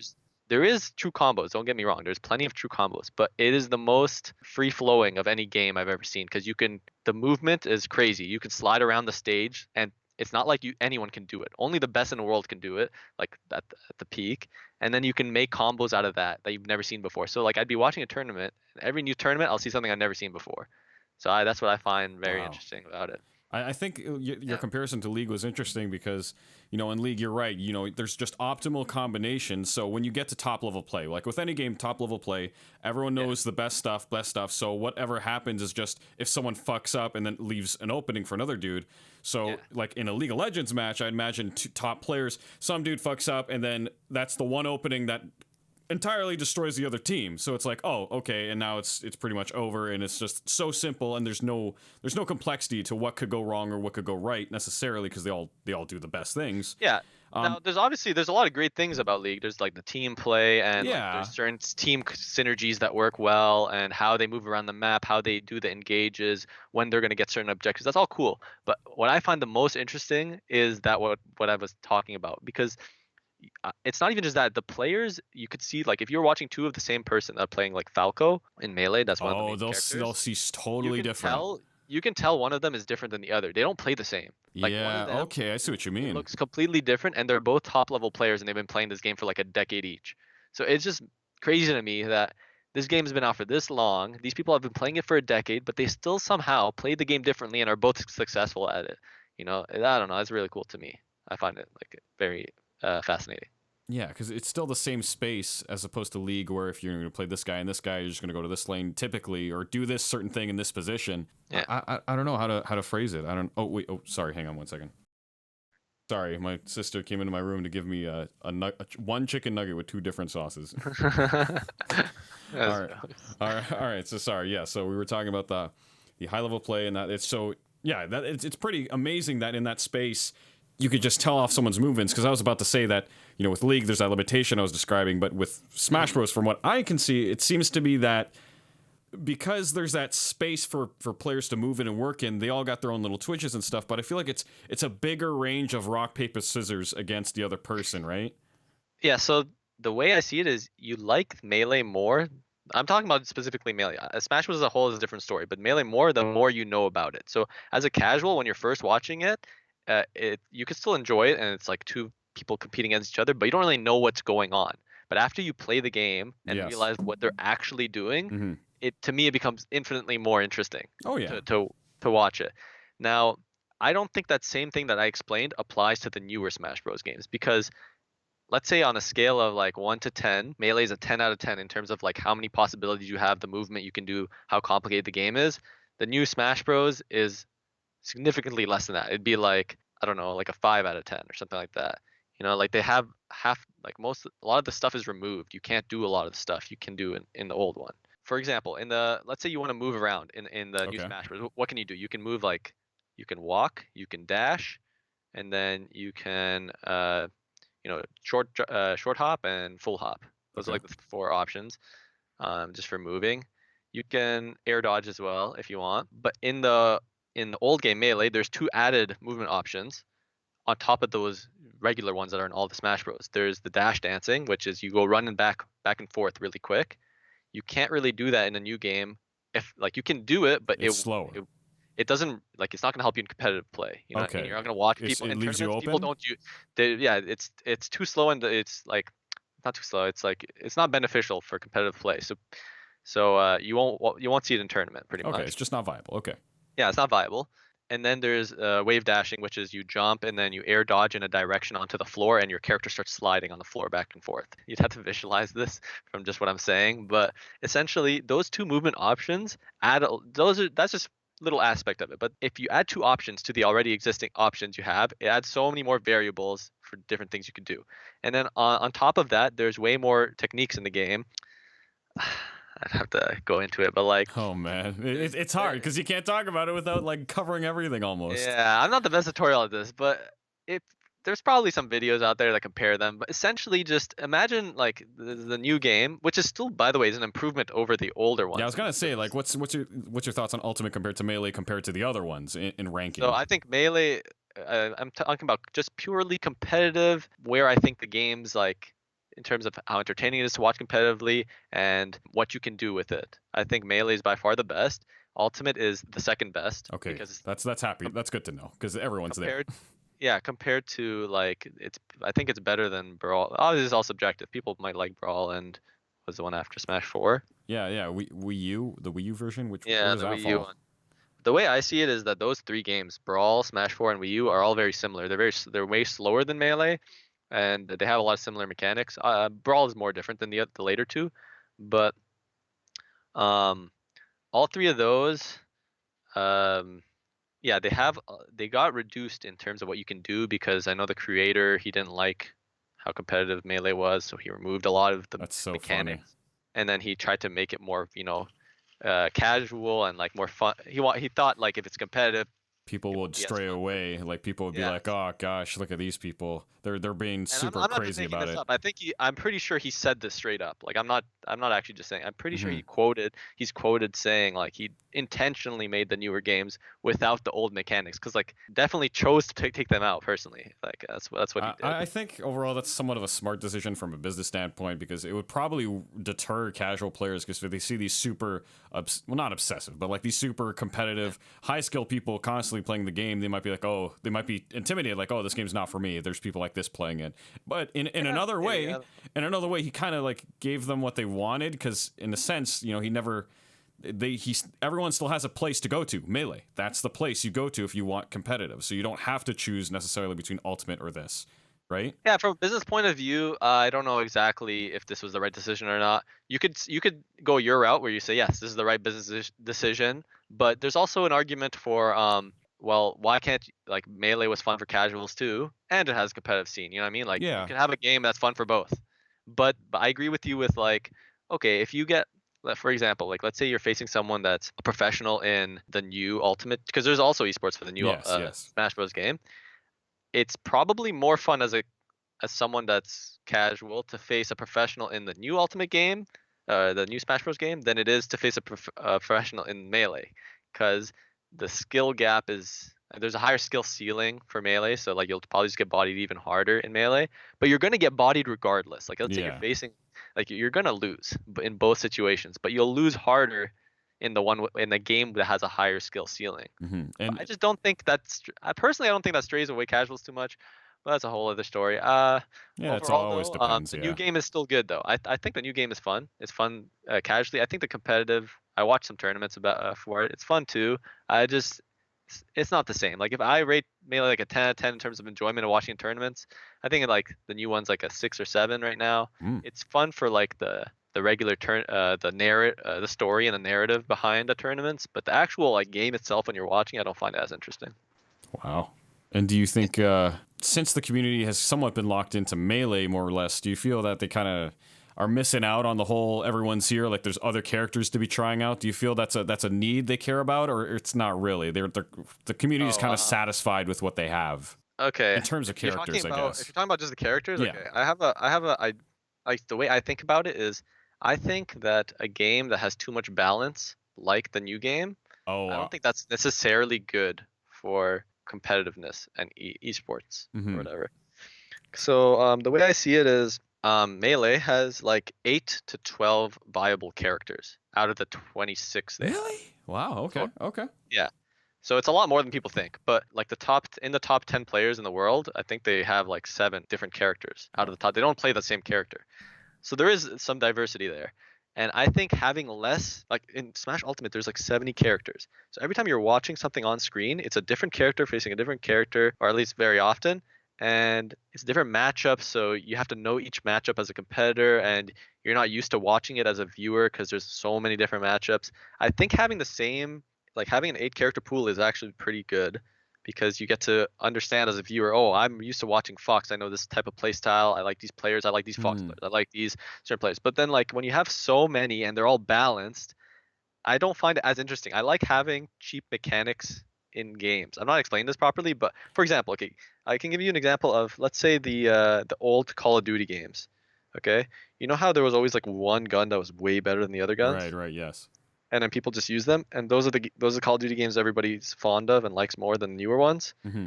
I think having cheap mechanics isn't bad in general. It's just having enough cheap mechanics. Like let's say you have a game that has 20 different 20 different guns in Call of Duty. As long as you have 4 or 5 good ones, like the like amazing ones, and then the other 15 are spread out between like okay to bad, I think that's a perfect way of making these competitive games personally.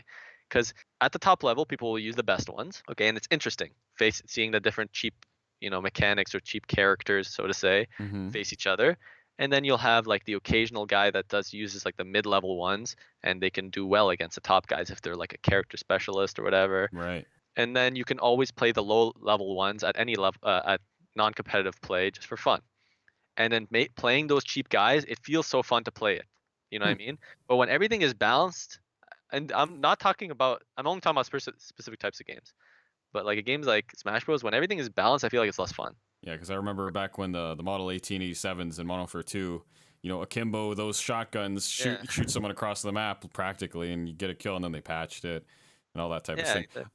But And the patches the patches remove all that stuff. So like in yeah, the new Smash Bros game, let's say there is a character that's super interesting and that's like winning a lot of the tournaments, they'll just patch away half.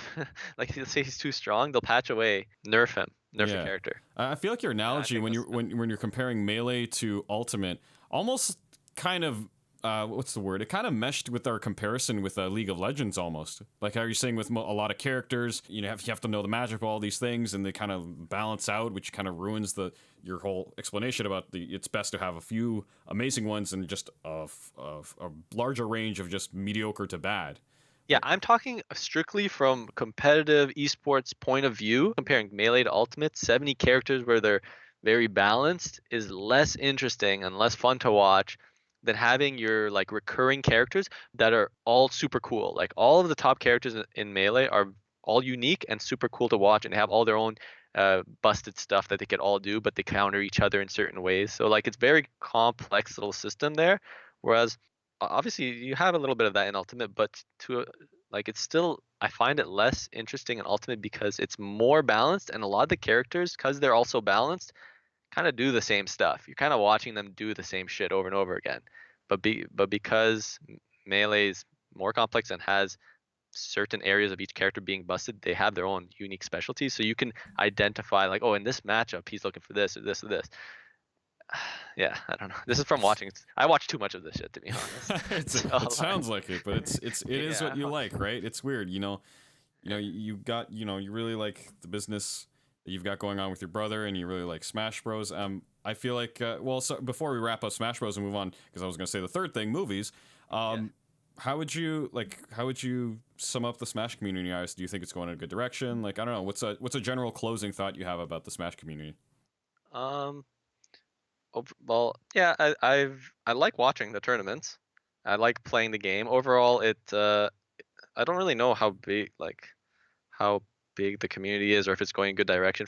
From my point of view, it's I watch the tournaments, and they get certain amount of viewers on Twitch, and I hope they keep doing them. So, they've been doing them for years now. So as long as they keep doing them, I'll keep watching them. That's actually the question I was about to ask. Do you really think I mean, they'll probably have another Smash Bros with the next console, or whatever. But do you ever see this ending? I mean, they have the one with everyone's here. What could they do next? Like, yeah. So yeah, you'd think like, oh, eventually one of the new Smash games is gonna come out and nobody's gonna play the old one anymore. Is the idea. And even this new Ultimate game had like a lot of people were playing it initially more than Melee. Like the tournaments were bigger and stuff, but it's kind of evened out now. People are watching both. I think it's just gonna keep going the way that it is. Like when a new Smash comes out, people will play the new one. We'll watch tournaments for the new one, and the old one will be there too. And this is one of the first that have DLC characters join in regularly. That's another thing. Yeah. Well, the Smash 4, the one before, also had DLCs. But yeah. Oh. Yeah, they both had, but. Yeah, I think it's always going to be those two. It's going to be the new Smash Bros, whatever it is, plus the Melee. Now, unless the creator of the Smash Bros games makes a game that incorporates a lot of the mechanics from Melee into the new one on top of everything else that he already added, you know what I mean? Like if they fix a lot, the new one, there's a few problems I could identify. Like there's a buffer system that's bad. It has more delay. It has all those movement options I said removed. And it's like slower. There's less hits done. There's a bunch of shit I could go into, like Melee nerd stuff, whatever. Smash Bros nerdy stuff. But if they do that in the new game, I could see the old Melee. Yeah, people just moving on from that. It's just right now because they're different games in my opinion. It's not even the same game. Like I think a lot of people would agree with that. Yeah, it's very different at a competitive level. Like the way you play, like how you play the game is very different. And that's another thing. You can never see it as a casual gamer anymore. Your eyes have been opened through Pandora's box. So it's like, oh. Yeah, it's also annoying because I used to play, like when I first got into it, some of my friends like Smash Bros too, so I'd play them in Melee. But it's gotten to the point where after you get to a certain level, I'm not good at this Melee by any means. No, I know. It's that spot where it's like you're better than your friends, but you're not as good as the pros. Oh yeah, not even close to as good as the pros, but like I would probably it's not even fun for my friends to play me anymore in the Melee. But it's still fun for us to play in the new one. So we just play the new one now. Yeah, instead of the old one. It's kind of sad. I want to play the old one, but nobody wants to play because they're not, they don't care about it that much. They don't want to learn all that shit. That's a major thing I want to ask actually. Why don't you ever go into tournaments, or have you been in a tournament? Like, why not? Actually, it's funny. I went last Sunday. There was a tournament in Toronto. I went to watch it live, which is the first time I've ever gone to one of these things. Yeah, how was that actually? I've never been to one, so yeah. How was your experience? It was downtown. There's a convention that happens every year, CNE in Toronto. Oh, yes. It was in Smash one of the Bros for that? Okay. It was a Smash Bros tournament in one of the buildings they usually run that convention in. So it was a big building that they have like sporting events in and stuff like that. So they actually ran a Smash Bros tournament there, run by it was operated by Red Bull, which is pretty interesting. I had no idea they had that at the CNE. If anyone doesn't know, CNE is a yearly thing we do in Toronto. It's like a little festival for the summer anyway. Yeah, it's not. It's just the location where the CNE is usually. I think is where they ran the Smash Bros tournament. Okay. So we went, and it was a big venue, and I just went on Sunday where the finals were. They play the top 8 competitors face off, and me and two of my friends went because they like Smash Bros too. It was pretty cool. It was the first time I ever been to one of these gaming conventions, like events or whatever. Hmm. They had photographers there. They had Red Bulls everywhere because it's sponsored by Red Bull, and they had like 100 TVs for Smash Brothers for the new one and the old one. They had Wow. 200 computers. They had other tournaments there. They had like Counter Holy Strike and League of cow. Legends. It was a Yeah, it was complete really setup. big. It was huge. Like honestly, I was surprised. They had a bar and they had a DJ and a ping pong table and like 20, let's say, arcade machines for free you could just use. So I Wow. was surprised. They even had food trucks in the venue. I was like, wow, damn. Did you end up talking to anyone new there, like a pro player or anything like that, or just someone watching I'm with you? I'm pretty antisocial, so Ah, that's fair. That's fair. we just hung out, me and my two friends, and we watched all the tournament for Smash Brothers. They had it on these big projectors. Competitors were on stage, and the main event was for Melee. We watched the new Smash Bros. Smash Ultimate for like it's like 3 hours. It was Oh really long. We wow. were Oh wow. Okay. there for like 6 hours. Then another 3 hours for the main event, which was Melee. They like dimmed the lights. Everybody crowded around. There's like 300-400 people watching, Hmm. and they streamed it on Twitch. Actually, Oh wow. What? Okay. they got like 20,000 viewers or something like that Nice. for the tournament, which was Old pretty Toronto cool. stream. Nice. Yeah, it's one of the like they don't have tournaments here in Toronto often. Maybe like 2 times a year. Yeah. This was Yeah. one, this was one of them, and we figured, okay, we'll go watch it. It's really cool. Overall, it was nice. Everybody was cheering for like their favorite player, and the games are cool, and the venue was really nice. Okay. So I have to ask. I have to ask this. Sorry. Sorry. Now I'm only asking this because of this video I sent you a couple of weeks ago. Do you know what I'm about to talk about involving Smash? I sent you a video about the Smash culture. the the smelly thing. The smelly thing. Did it at all smell at all as the stereotype that's going around? Did any section when you were walking by like, oh, this smells like bad BO? Okay, now I think it could have smelled if the place was smaller. This place is so big, it looked Okay. empty. There's Like it was ventilation. so big that when we were walking around, we're like, holy shit, it looks empty because there's not enough people for how big this place is. They should not have got that big of a place. But let's say if it was smaller and the people were condensed, sure, it might have smelled. But they also kind of prepared for that because on entry, Okay. they gave free Axe bottles. No. Yeah, No. they were like No. joking around about it. So I guess they gave away free bottles of Axe. That's So hilarious. if people did smell it, they had Axe to, to At help the them out entrance, with at that. the entrances of Yeah, the before you convention walk area for in. the Smash stuff. And wait, it wasn't just Smash stuff. It was just like a gaming section in It general. was like a LAN tournament, but the main thing was Smash Bros. Okay. Yeah. Okay. Wow. But I think the main reason the people smell playing, like at least a stereotype, is because these players play from like this tournament started at like 10 a.m. on Sunday, and it ran till 10 p.m. So 12 hours. Oh. So they're playing Oh. Smash Brothers, sitting down, focusing as hard as they can because the game is so hard. Oh. For like, let's say, okay, they're obviously gonna take some breaks, but let's say 8 hours out of 12. So unless they have to go to the to washroom to just specifically, because you're gonna start sweating. Like even when I Yeah. play, Yeah. Yeah. I'll like start sweating just playing the game. Is that focused? I get. So I get why people smell. Obviously, you should be prepared and clean up, but I guess that's the problem they have. That's so funny. I never like that's a very good reason to justify the fact that yeah, they're probably going to smell. They're concentrating. They might be the competitors might be sweating from being so pressured or concentrating, whatever it is. And it's like really long days. That's the thing. yeah, and you can't expect we even though they are competitors, they can't get into the mindset like, oh, I'm going to be sweating, better bring my gym bag with deodorant with it, right? It's like it's not a physical sport, so you don't think you'll be sweating, or I don't know. It doesn't They seem learn to. over time. Some of the people I guess go to a lot of tournaments Yeah, probably have learned what to do, but that's funny. I feel like I wouldn't fault them if they smell a little bit. Obviously, if it's really bad, get it sorted out. But it's not hurting anyone. That's fine. Yeah, the smell's not hurting anyone. Okay. All right. Yeah, that's a pretty cool touch on the Smash subject. All right. So now let's move on to movies. Movies. So I give you some time ahead of time to think about possibly some of your top movies. What are some of your top movies, Peter? As an entrepreneur, as a Smash enthusiast, as a Peter Ranger, what's going on there? Okay, Because so I'm like a huge nerd about this stuff I like. So I make lists all the time about stuff. So I have a huge list of movies that I like. So I could read you some stuff off my list. all right, go share some. Who cares? Yeah, go. Okay, so my list okay, this sounds kind of dumb, but I actually went and researched every movie I could possibly remember of watching, and I wrote it down on a list. So my list of movies I've ever seen in my life is like 600 movies or something like that.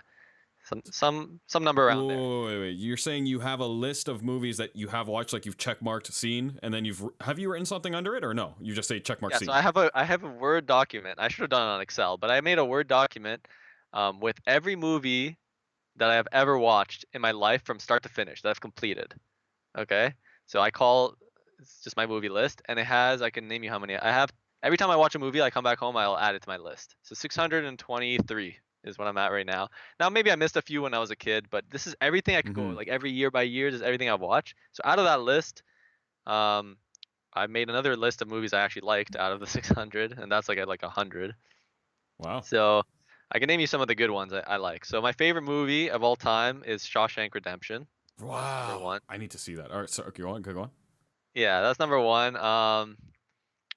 Do you know the basic premise of it? Yeah. He's in.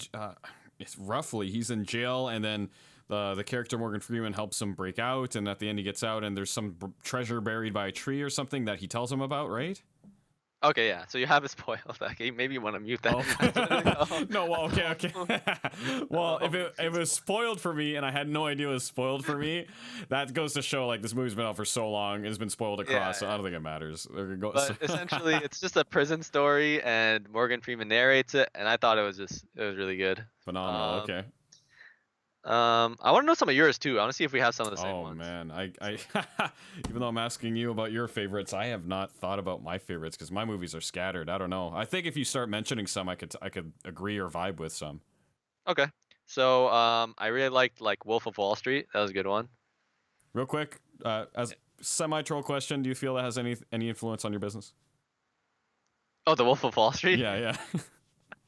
No. No. Okay, I don't nothing. Okay. think so, no. Although, fun fact, I'll tell you, I went on vacation to where was it, Dominican Republic or something recently, and we got to meet these two guys who happen to live in Mississauga at the resort, and one of the guys, what was it? He was either an accountant or something to do with finances, and he said all those moments with Coke in the movie is very much like 80% true to the real world business. Like he sees some shit with like the high end business people. Like they just do coke all the time. It's just it's seriously the culture. They just do it. It's just what they do. Anyway. That's really weird to be honest. Yeah, that caught me off guard because he travels by plane to go all these places, and like he says he sees it all the fucking time. It blew him away the first year he did this job. He was like, oh my god. Yeah. I don't know, man. That's crazy. That movie was so nuts, but yeah, I could see maybe. I guess some people are that crazy. With, I see my financial planner doing that. Yeah. No way.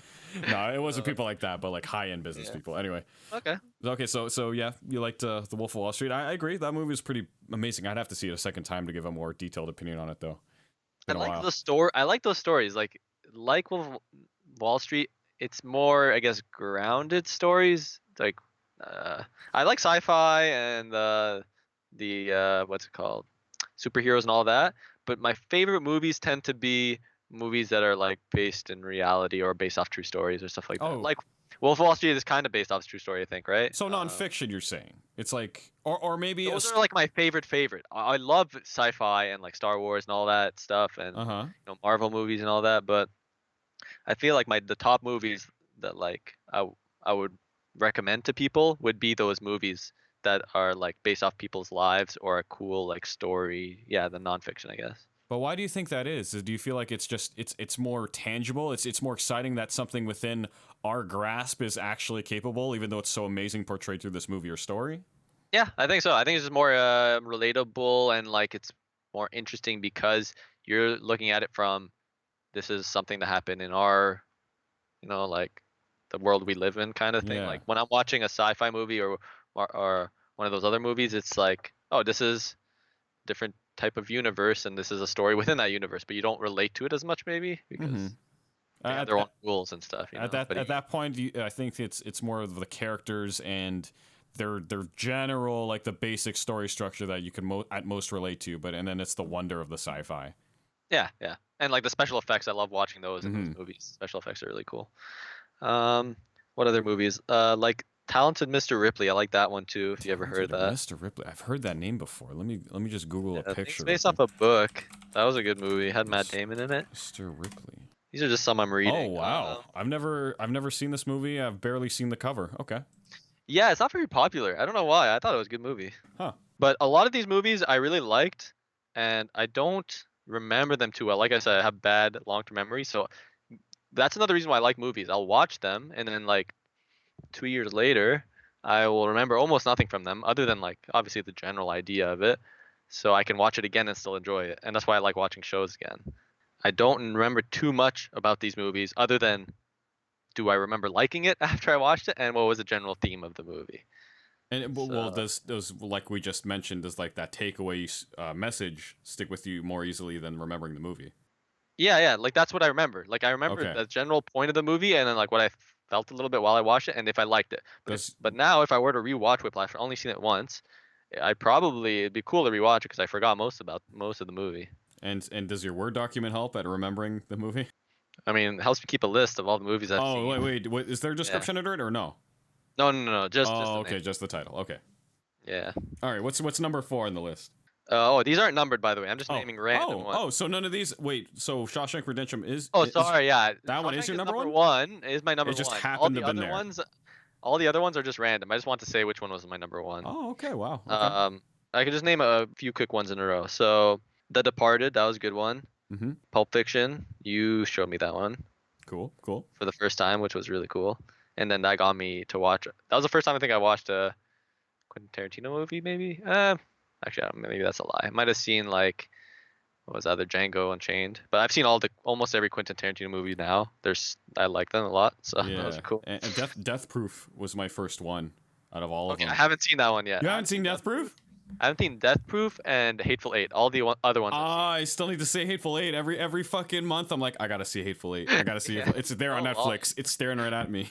It's so long. Yeah, I need to watch it. But all the other ones are really good. And then Once Upon a Time in Hollywood, which is the one that came out this year. That was my favorite movie of the year. Nice. See, Nightcrawler. That's a good one if you've seen that one. Oh yeah, that one was really His acting, man, holy shit. Yeah, it was amazing. That was crazy. Mad Max was good. That one came out in years ago. People just say that's like, I remember you saying actually specifically like the story was simple, but the movie itself was amazing as it was just basically a roller coaster. It was just a fun ride, and it was amazing, well done. Exactly. Yeah, you don't have to have a super complicated story to make it good. It was just a good movie, like the action, and it was one of those movies that didn't have like shaky cam or whatever. Yeah. So you could see all the action. Kept the action steady. And I watched it in theaters, so it looked like super good in the theater. Nice. There's so many I can name. Kill Bills. There's John Wicks are good. The first 3 Bourne movies, not the last 2. Those aren't good. I liked Interstellar, Inglourious Bastard, Inception. All those are amazing. So all those types of movies. Do you have a list of shitty movies? I mean, if you take my list of good ones and then take my overall list and subtract the good ones.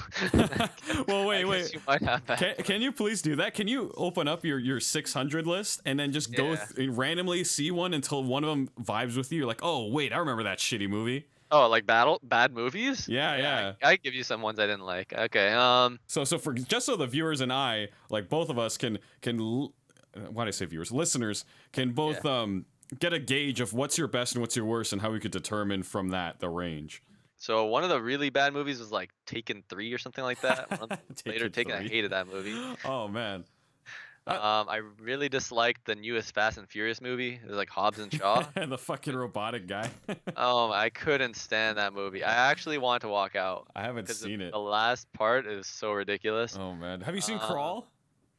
No. The alligator movie? Oh, I thought it was gonna be good. It was okay, and then the ending was like, fuck off. All right. So yeah, the ending could ruin it. Yeah. Okay, let me read some here. Okay, there's some good movies I didn't like. So for example, there's 2001: A Space Odyssey, You didn't like it, eh? like one of the classics. I still I haven't seen it. watched I that gotta with my see it. dad, and I thought it was really boring. But That's what people people love will that. say. They'll say it's like, oh, it's boring nowadays. Yeah, but I don't know. A lot of people like it, and it's one of the quote unquote best movies ever. But I didn't like it. Um, what's like After Earth with like Will Smith? That was garbage. Wait, After Earth. Let me go. Was the one with the sun? Was it? Yeah, it was. Oh no. Oh no. Yeah, that one. Yeah. You don't. You're aware of YMS. Your movie sucks on YouTube, right? Like I've shown you him. You're like, I don't really agree with his opinions too much. That's what I remember you saying. Is it? Wait, name it. Tell me again. What's his name? Yeah. Your movie sucks. Like YMS on YouTube. I showed you like his Yeah, reviews yeah. before, and I you're like, think I've ah. seen. Yeah, I think I've watched one or two of his videos after you mentioned them. No, because whenever I see this movie, I just think of his like long ass review about it. And, I don't know, because he's YMS is your movie sucks, so he's good at taking apart movies. So that's what came to mind. Sorry. Oh, okay. All right, go on. Um, like the Battleship movie. I don't know. With That Rihanna. Yeah, that was bad. Lol. See, a lot of these I don't even remember what they were about. I just remember. I think not I feel like you're naming like these movies that everyone agrees are bad. Oh, except for Oh, do the you want Space me to Odyssey. name movies that I didn't like that I think are bad? I could go that route. Yeah, I'm naming all Sure, the bad ones. go. Yeah, I feel like we should go for the ones that aren't obviously bad. Okay. Let's see. Okay. Sorry. I need to go through a few of these. Yeah, no, yeah, because So obviously you wouldn't go watch a movie you didn't think it was good, right? So. nowadays, I did. Yeah, I did see a lot of old movies. Actually, there's some movies I watched as a kid that I liked, and now I don't like them anymore. Huh. Like I was watching Ace Ventura. I saw like half of it recently. I didn't really like it that much, even though as a kid I loved it. So Mm-hmm. I don't know. Wasn't the biggest fan of American Pie when I was watching it. Didn't think it was that funny. Cause my list is alphabetically ordered, so if you know, like I've been going through the A's and B's right now. Oh, I just realized you're But there's okay. so many. Yeah. Wait, go to Z. What? Detective Pikachu. The recent Oh, you one, saw it. Okay, I thought it was really bad. I heard it was okay. I was like, meh. Yeah, I didn't like it. What was that? Anchorman 2, I think. Oh yeah, that one was universally taken bad. Okay. Now, to be fair, I did not watch the first Anchorman, so maybe there's a bunch of inside jokes and stuff I would have liked if I watched the first one. But probably not enough to save it. I don't know. Yeah. Oh, the new Bumblebee movie I thought was pretty bad. You thought it was bad. Apparently, people were saying that's a revival of the series. They're saying it's like. Yeah, I don't know. I mean, to be fair, the series is bad overall. I love the movies when I was younger, but I think if I were to watch them now, I wouldn't like them other than the first one. Yeah, they say 1 and 2 is okay, and then after that it goes downhill. Yeah, exactly. But I don't think Bumblebee is a revival at all. I thought the story was super predictable. There was barely any fights, and it was just boring overall. And John Cena was in it, and he was really dumb. That's what I took from that. Oh, have you seen this movie called The Wall with John Cena? Or The Snipe? Yeah, The Wall. Have you seen it? No, I haven't seen it. Okay, so when I worked at this place where you see movies and stuff, I got to see it before it came out on Amazon. It was an Amazon-made movie, which is weird to me, but apparently they make movies. For Amazon Prime. What am I saying? Yeah. So anyway, I got to see it, and it was actually kind of an interesting movie. It's him being a soldier in the desert, and he's got his ally, and then there's this sniper who snipes him, and they're injured, and they're behind this very crumbled wall, and he's basically talking to the sniper who's trying to shoot him over an intercom who has the same frequency or whatever, and it's like the whole movie is just him against this small wall trying to get out of the situation. It was actually pretty good, and John Cena can actually... What I'm basically getting at is that John Cena can actually act well, and that. No, I know. I actually agree. I think he is a decent actor. It's just in the movie I'm talking about, he was just a basic military guy. Like it was nothing special about it. But no, yeah, I like it. Movies like that too. Like the one you told me about. Was it Phone Booth? Oh yeah. Which is like kind of like one premise, like one situation, and but the whole it's done movie's well, about it. right? Yeah, I like that. It's cool. Yeah. Yeah, I have to see that movie again. Yeah. What else? Other, I don't know. I want to see if maybe I should name movies that more people have seen. No. Go to Z. What starts at Z? Z? Okay, let's see. It's not. Okay. I always wonder. Zootopia, that was fine. Zodiac was good. Zero Dark 30, I like that actually. Then there's like the X-Men movies. Wreck-It Ralph 2, I did not like. Wreck-It Ralph 1 was fine. I didn't really like the number. I don't know. It has like a weird feel to the Wreck-It Ralph movies, but all right. Wonder Woman was good. White House Down was okay. White Chicks, I don't even remember if I liked that movie, to be honest. I'm pretty sure that one hasn't aged well.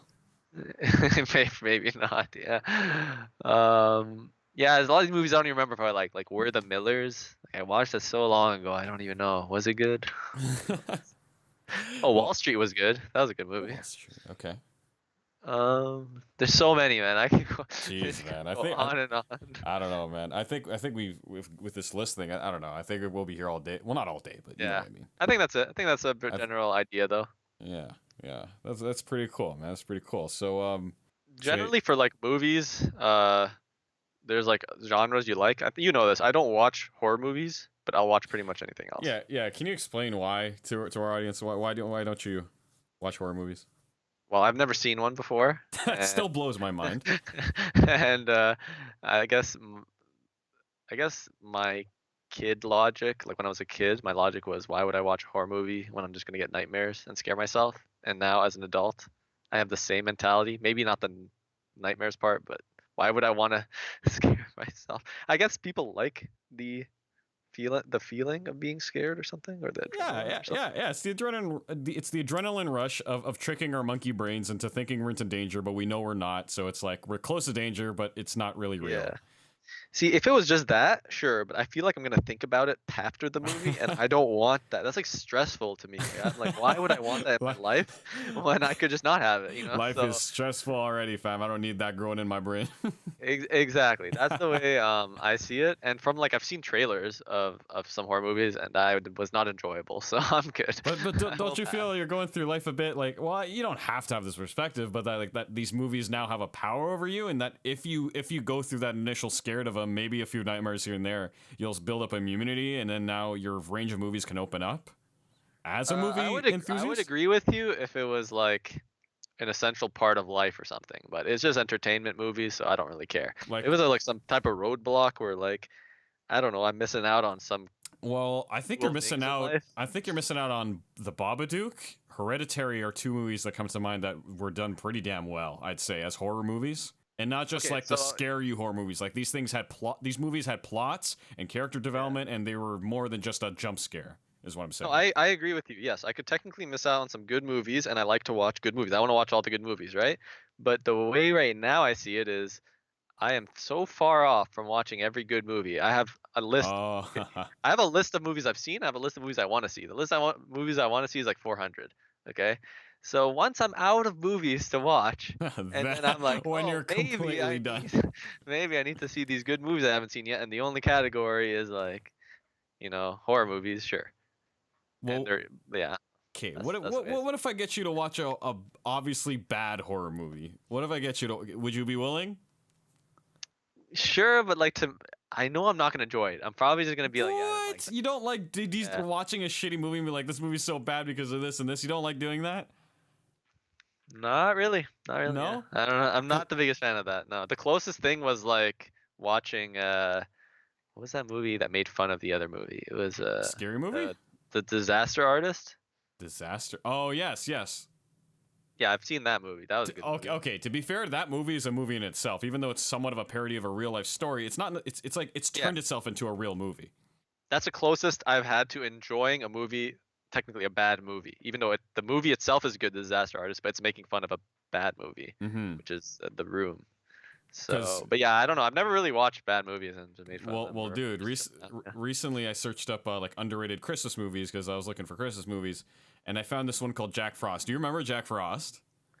The snowman of that comes to life. It's can like it was recognize that cheesy movie from like the 2000s. This is not the one I'm talking about, but I'm asking if you know this movie, the Jack Frost of like, oh, this dad died in a car crash and his spirit came to life into the snowman for this little girl who was the girl of the dad, and it's like a fun family friendly movie. It's like one of those Disney type movies. I guess like yeah, one of those like that. Disney friendly movies. It made me not made by Disney, but I actually don't recognize it. I What? searched it up. I don't really recognize his main character. oh, played all the time around those kids. Anyway, that's not the movie I'm talking about. There's another movie called Jack Frost where Yeah. I really can't wait to hear your reaction to this story premise. Okay, so it's Jack Frost the horror movie. So Oh, no. a guy, right, a killer, is being chained, right, and he's put into a truck because he's being sent to the electric chair at midnight. So these guys in a snowstorm, these security guards are driving him. He's in the back, and they're driving and like making jokes at him. Haha, you're gonna fry midnight, haha. And then They're on this middle nowhere road, snowstorm, barely could see anything. Another truck is coming towards them, doesn't see them, and it's full of essentially can be substituted for like chemical X, like some type of random chemical. So it hits their truck, everything goes into crazy. The security guard survives, and the fucking what's his name? The criminal comes out. His name happens to be Jack Frost, the criminal. So he gets splashed with I guess yeah. So he gets splashed with the chemical that's in the other truck, and then he starts dissolving into the snow, and then he turns into a snowman that starts killing people. Starts killing people. Yeah, it's like a big, stupid, dumb-looking snowman in a small town. He's trying to get revenge on the sheriff that put him in shackles and kill everyone around him. Is that even a horror movie? Exactly. I mean, yeah, you see blood and guts and people like getting murdered and stuff, but like it's not even that bad in that term. It's not even that gory. It's just like so stupid. Like, would you watch that? Is what I'm saying. Like, and there's Jack Frost 2, The Revenge, where they go to Hawaii. How do they make a sequel for that? I know. See, like my mentality about it is that I could watch it. It's not like the horror movies. It's like I don't want to watch them because I don't want to get scared, pretty much, right? Okay. But this movie, it's like I'm not really afraid of getting scared. I just think it's a bad movie. I don't want to watch it. I don't want to waste my time. You don't find joy in the badness. It's not so bad, so good. You've never found that for yourself. No, okay. There's certain things maybe I wouldn't mind. Like there is certain comedies where I think it's so bad. There's a sitcom on Netflix. I don't really hate on the sitcom because I think it's okay, but there's a sitcom on Netflix that's called Kim's Convenience. Have you ever? Oh, that show. Yes, I've heard of it. Okay, it's based in Toronto and stuff. Yeah. They own a convenience shop, whatever. See, that show, I feel like it's kind of like it's like a low-end sitcom. They make a lot of dumb jokes and a lot of like Asian stereotype jokes with their accent and stuff. I think it's like so bad / cringy. It's kind of funny just to put on the side. Okay. But that's because it's a comedy. It's like a sitcom. It's but meant. I don't. Okay. I feel like I don't feel like I would enjoy the same thing with different genres. No, you feel like you're actually like, I'm not enjoying this. My brain cells are just dying watching this. You're not getting any joy out of it. Yeah, maybe if I was drinking, yeah, okay, there you go. Okay. Maybe, I'd have to try that out. So, different state of mind. But my current state of mind, I feel like I wouldn't enjoy it. Because there's literally, at the end of the movie, there's a scene where they realize they try to kill the snowman with fire, and then he has this power of just melting and reanimating the snow on the other side of doors. So they try to blow him up in the police station. It doesn't work. And so then all of a sudden they lure him to the city hall, and he comes at them as a giant snowball. And then they try to fight him off with fucking hair blow dryers, and they push him into the furnace downstairs in the bottom of the church. And then they're like, oh, we trapped him in the furnace. Let's all go home. And then they didn't realize, oh no, he's turning into steam, and he's coming out of the machine. and he's fucking reanimates and starts biting the heads off of the people. And then basically, around the end, I wasn't even trying to explain all that. What I was trying to get to is this point where him and the officer lures him for one final battle, and he pushes him out the window into a truck of antifreeze. And that's what kills him. He starts melting. Are you shitting me? Yeah, antifreeze. So the stuff you put in your car and, helps your windshield. So he pushes his whole body in that, but his arm gets loose as he falls and hits the car, and it grabs the sheriff's son, and it's grabbing his leg. He's like, daddy. So he picks up his son and dunks him in the antifreeze. And now when I was watching that, I was like, oh, okay, yeah, they got rid of the guy. And she was like, why did they dump the child in the antifreeze? And then he's literally like putting his head under the water. What? Oh, Who man. wrote this? I don't okay, I'll let you know that it's clear the director knew this movie was goofy, so it was both a horror and both making fun of itself, so that's why. So. Okay. But yeah. No, that's like a whole genre of films. That type of genre, I'm not the biggest fan. I'm not a fan of. Okay. But like, I would categorize that as a separate genre in and of itself. Those types of movies. So bad it's good. Making fun of itself, that kind of stuff. Yeah. Okay. So I guess those two I don't like watching, horror and that kind. All right, I don't fair really enough. watch those that often. Yeah, because I remember I tried getting a bunch of us to watch at one of my get-togethers. We tried to watch Sam Green. This guy makes really horrible fucking movies by himself, and he's notoriously known around the internet for making them. But I tried to get us all to watch one night, and no one was into it. It was just actually bad, and no one was drunk enough to enjoy. No one was drunk enough to enjoy it. And fucking Pink Ranger Peter was giving me shit like, "Yo, why'd you put this on? Yo, you fucking this is fucking garbage." It's definitely like you need to know your audience for that. Like, Yeah, it's like that's the moment I realized it's not for yeah. everyone.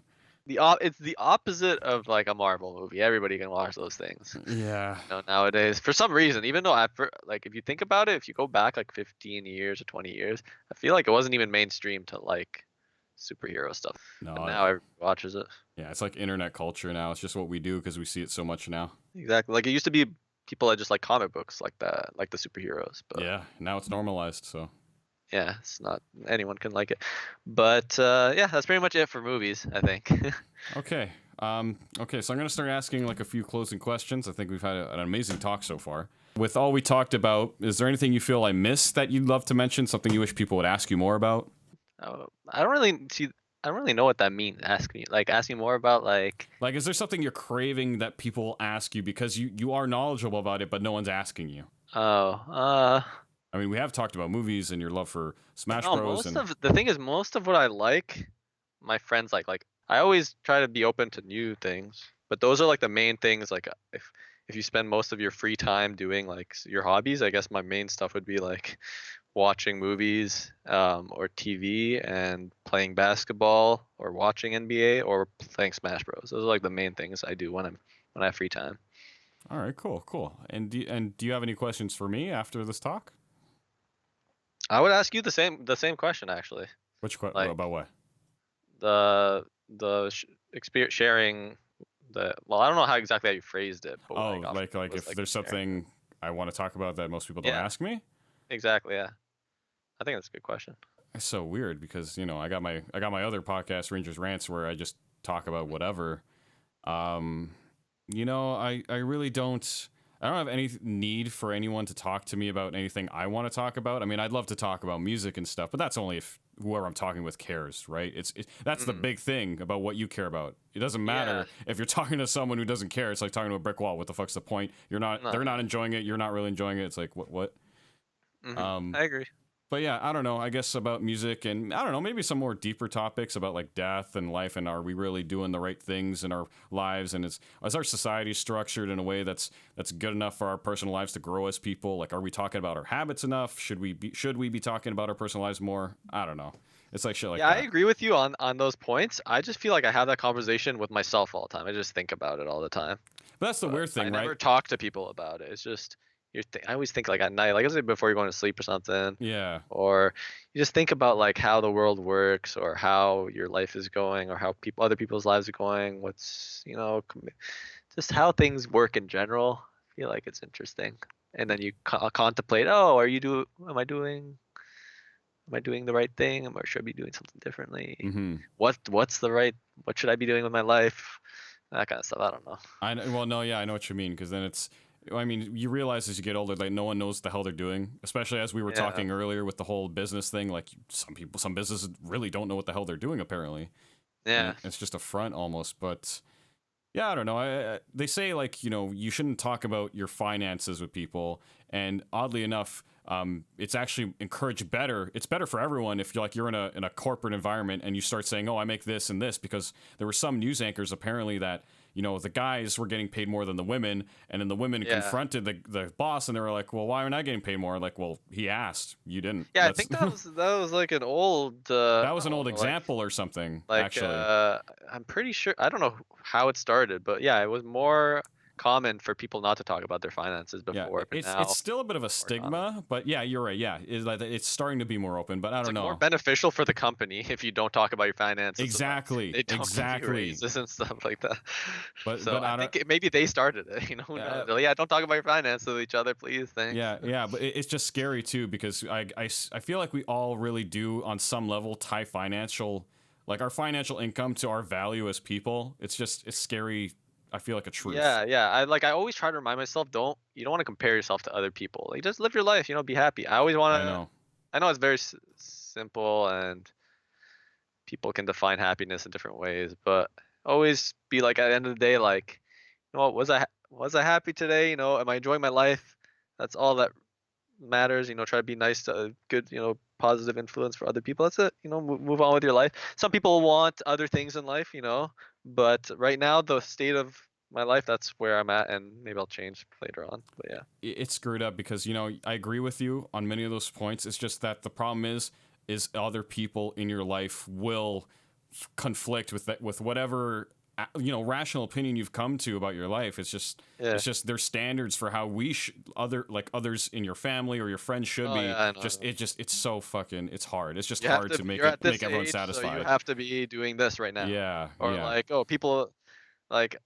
There's a simple, like for example, I still don't drive. I don't have a full driver's license. Hmm. Okay, and it's out of pure choice right now. But like to me, it's not a necessity. Don't get me wrong. I could definitely use the driver's license, and I would use it Yeah, more. it's just I would another drive thing. more. But like, it's like people are like a lot of my friends or family. They're so annoying about it because It's a stigma. It's like, like you should have it. You're this age, you should have it. And I know most people have it at my age. It's just my current situation doesn't require it. I just carpool to work. A lot of my friends are the same as my brothers, and so we drive together to the places. Right now, I don't need it. Once I feel like I need it, I'll get it. And realistically, it's my life. It's bothering really, like I by not know. having a driver's license right now. Like I don't have a car. Even if I were to get one, I wouldn't even. Yeah, because then you have to So, spend money on a car and go I'd through have to that go too. buy. But then I go they'll buy a car. I don't have the money to get the car right now, so like it's a different story. So and then they'll be like, "Well, you should have the money to get a car." It's like, "Fuck, I can't win." It's like, yeah, "Fuck." after I get the driver's license, there'll be something else I need to have done by my age. Yeah, I don't know. it's a concept. Like, Take life at your own pace. Obviously, don't procrastinate like crazy, but hmm I feel like everybody's different. yeah, like Sometimes you're slower at things. like I think my situation to equate to that is that I don't know how to necessarily cook. And around my house, my sister all the fucking time gives me shit about how I don't cook, and that's like it's the same situation where I just feel bad that I don't have the skills that someone else is Yeah. telling me I should have. It's shitty. Yeah. Yeah, I don't know how to cook either, to be honest. So I have a similar problem there. Yeah, I don't know, man. But okay, so I think I'll ask you two more questions. One more related to what we're talking about now. With everything we've talked about today, is there any one piece of wisdom or advice that's helped you most of your life that you still stand by, or have discovered recently that you stand by? Oh, that's a good question. I wish I thought about this before. um, the one I mentioned earlier is like priority number one, the not comparing yourselves to other people and not feeling like you have to have done this. Like, don't put pressures on yourself that you don't you don't need to. Like, it's like you already have enough to deal with as life goes on. There's no point of putting like your own pressures on yourself that aren't required. Mhm. I don't know how to explain that properly, but I think personally using social media less is better because it helps with that. You don't always look at what people post online all the time. You're kind of living your own life a little Yep. bit. Yep. So maybe use social media a bit less. That's personally. I've never had that many social media accounts. I've had Facebook and like the Snapchat, Hmm. but like Facebook, I really don't use it anymore. I occasionally go on Snapchat. I think that's a good one personally. For people that use it very often, maybe try not using it for a few days. Maybe you'll enjoy certain things more. But is that advice that you shouldn't compare yourself to others? Is that really something like that you can honestly say from the bottom of your heart, like that's what's directly helped you with most of what's going on in your life?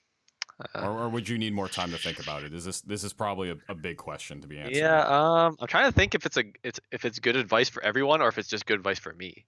Oh, to be fair, I think it was good advice for me, but I'm trying to think maybe some people like comparing themselves to others and it no, makes but them do better in life. I, Like maybe like it makes them push further in certain aspects they wouldn't push further if nobody else was well, doing it too. to I don't that, know. people usually say compare yourself to yourself yesterday. That's the better thing you can do, right? Okay, yeah, yeah. I guess always try to learn and improve, and I have struggled with that. Like sometimes you just don't want to do anything, Yeah, it's just your or body, your emotions, what you're feeling. It's stupid. It's stupid. yeah, like. But pretty much, if you always have goals set for you, um, life is more interesting. I feel so. You always have something you're working towards. If you don't have goals, I feel like it becomes that may lead to more sadness or like just feeling like Oh yeah. nothing matters kind of thing. So try to set goals for yourself and then more than one, and then you're just working on them day in, day out kind of thing. Mm-hmm. So I think that's a good one. Yeah. Yeah, because they say if you don't know where you're going, you can never fail because you don't know if you're failing. Hmm. You have no Oh, measurement. yeah. So Yeah. I think that's one really important one too. All right.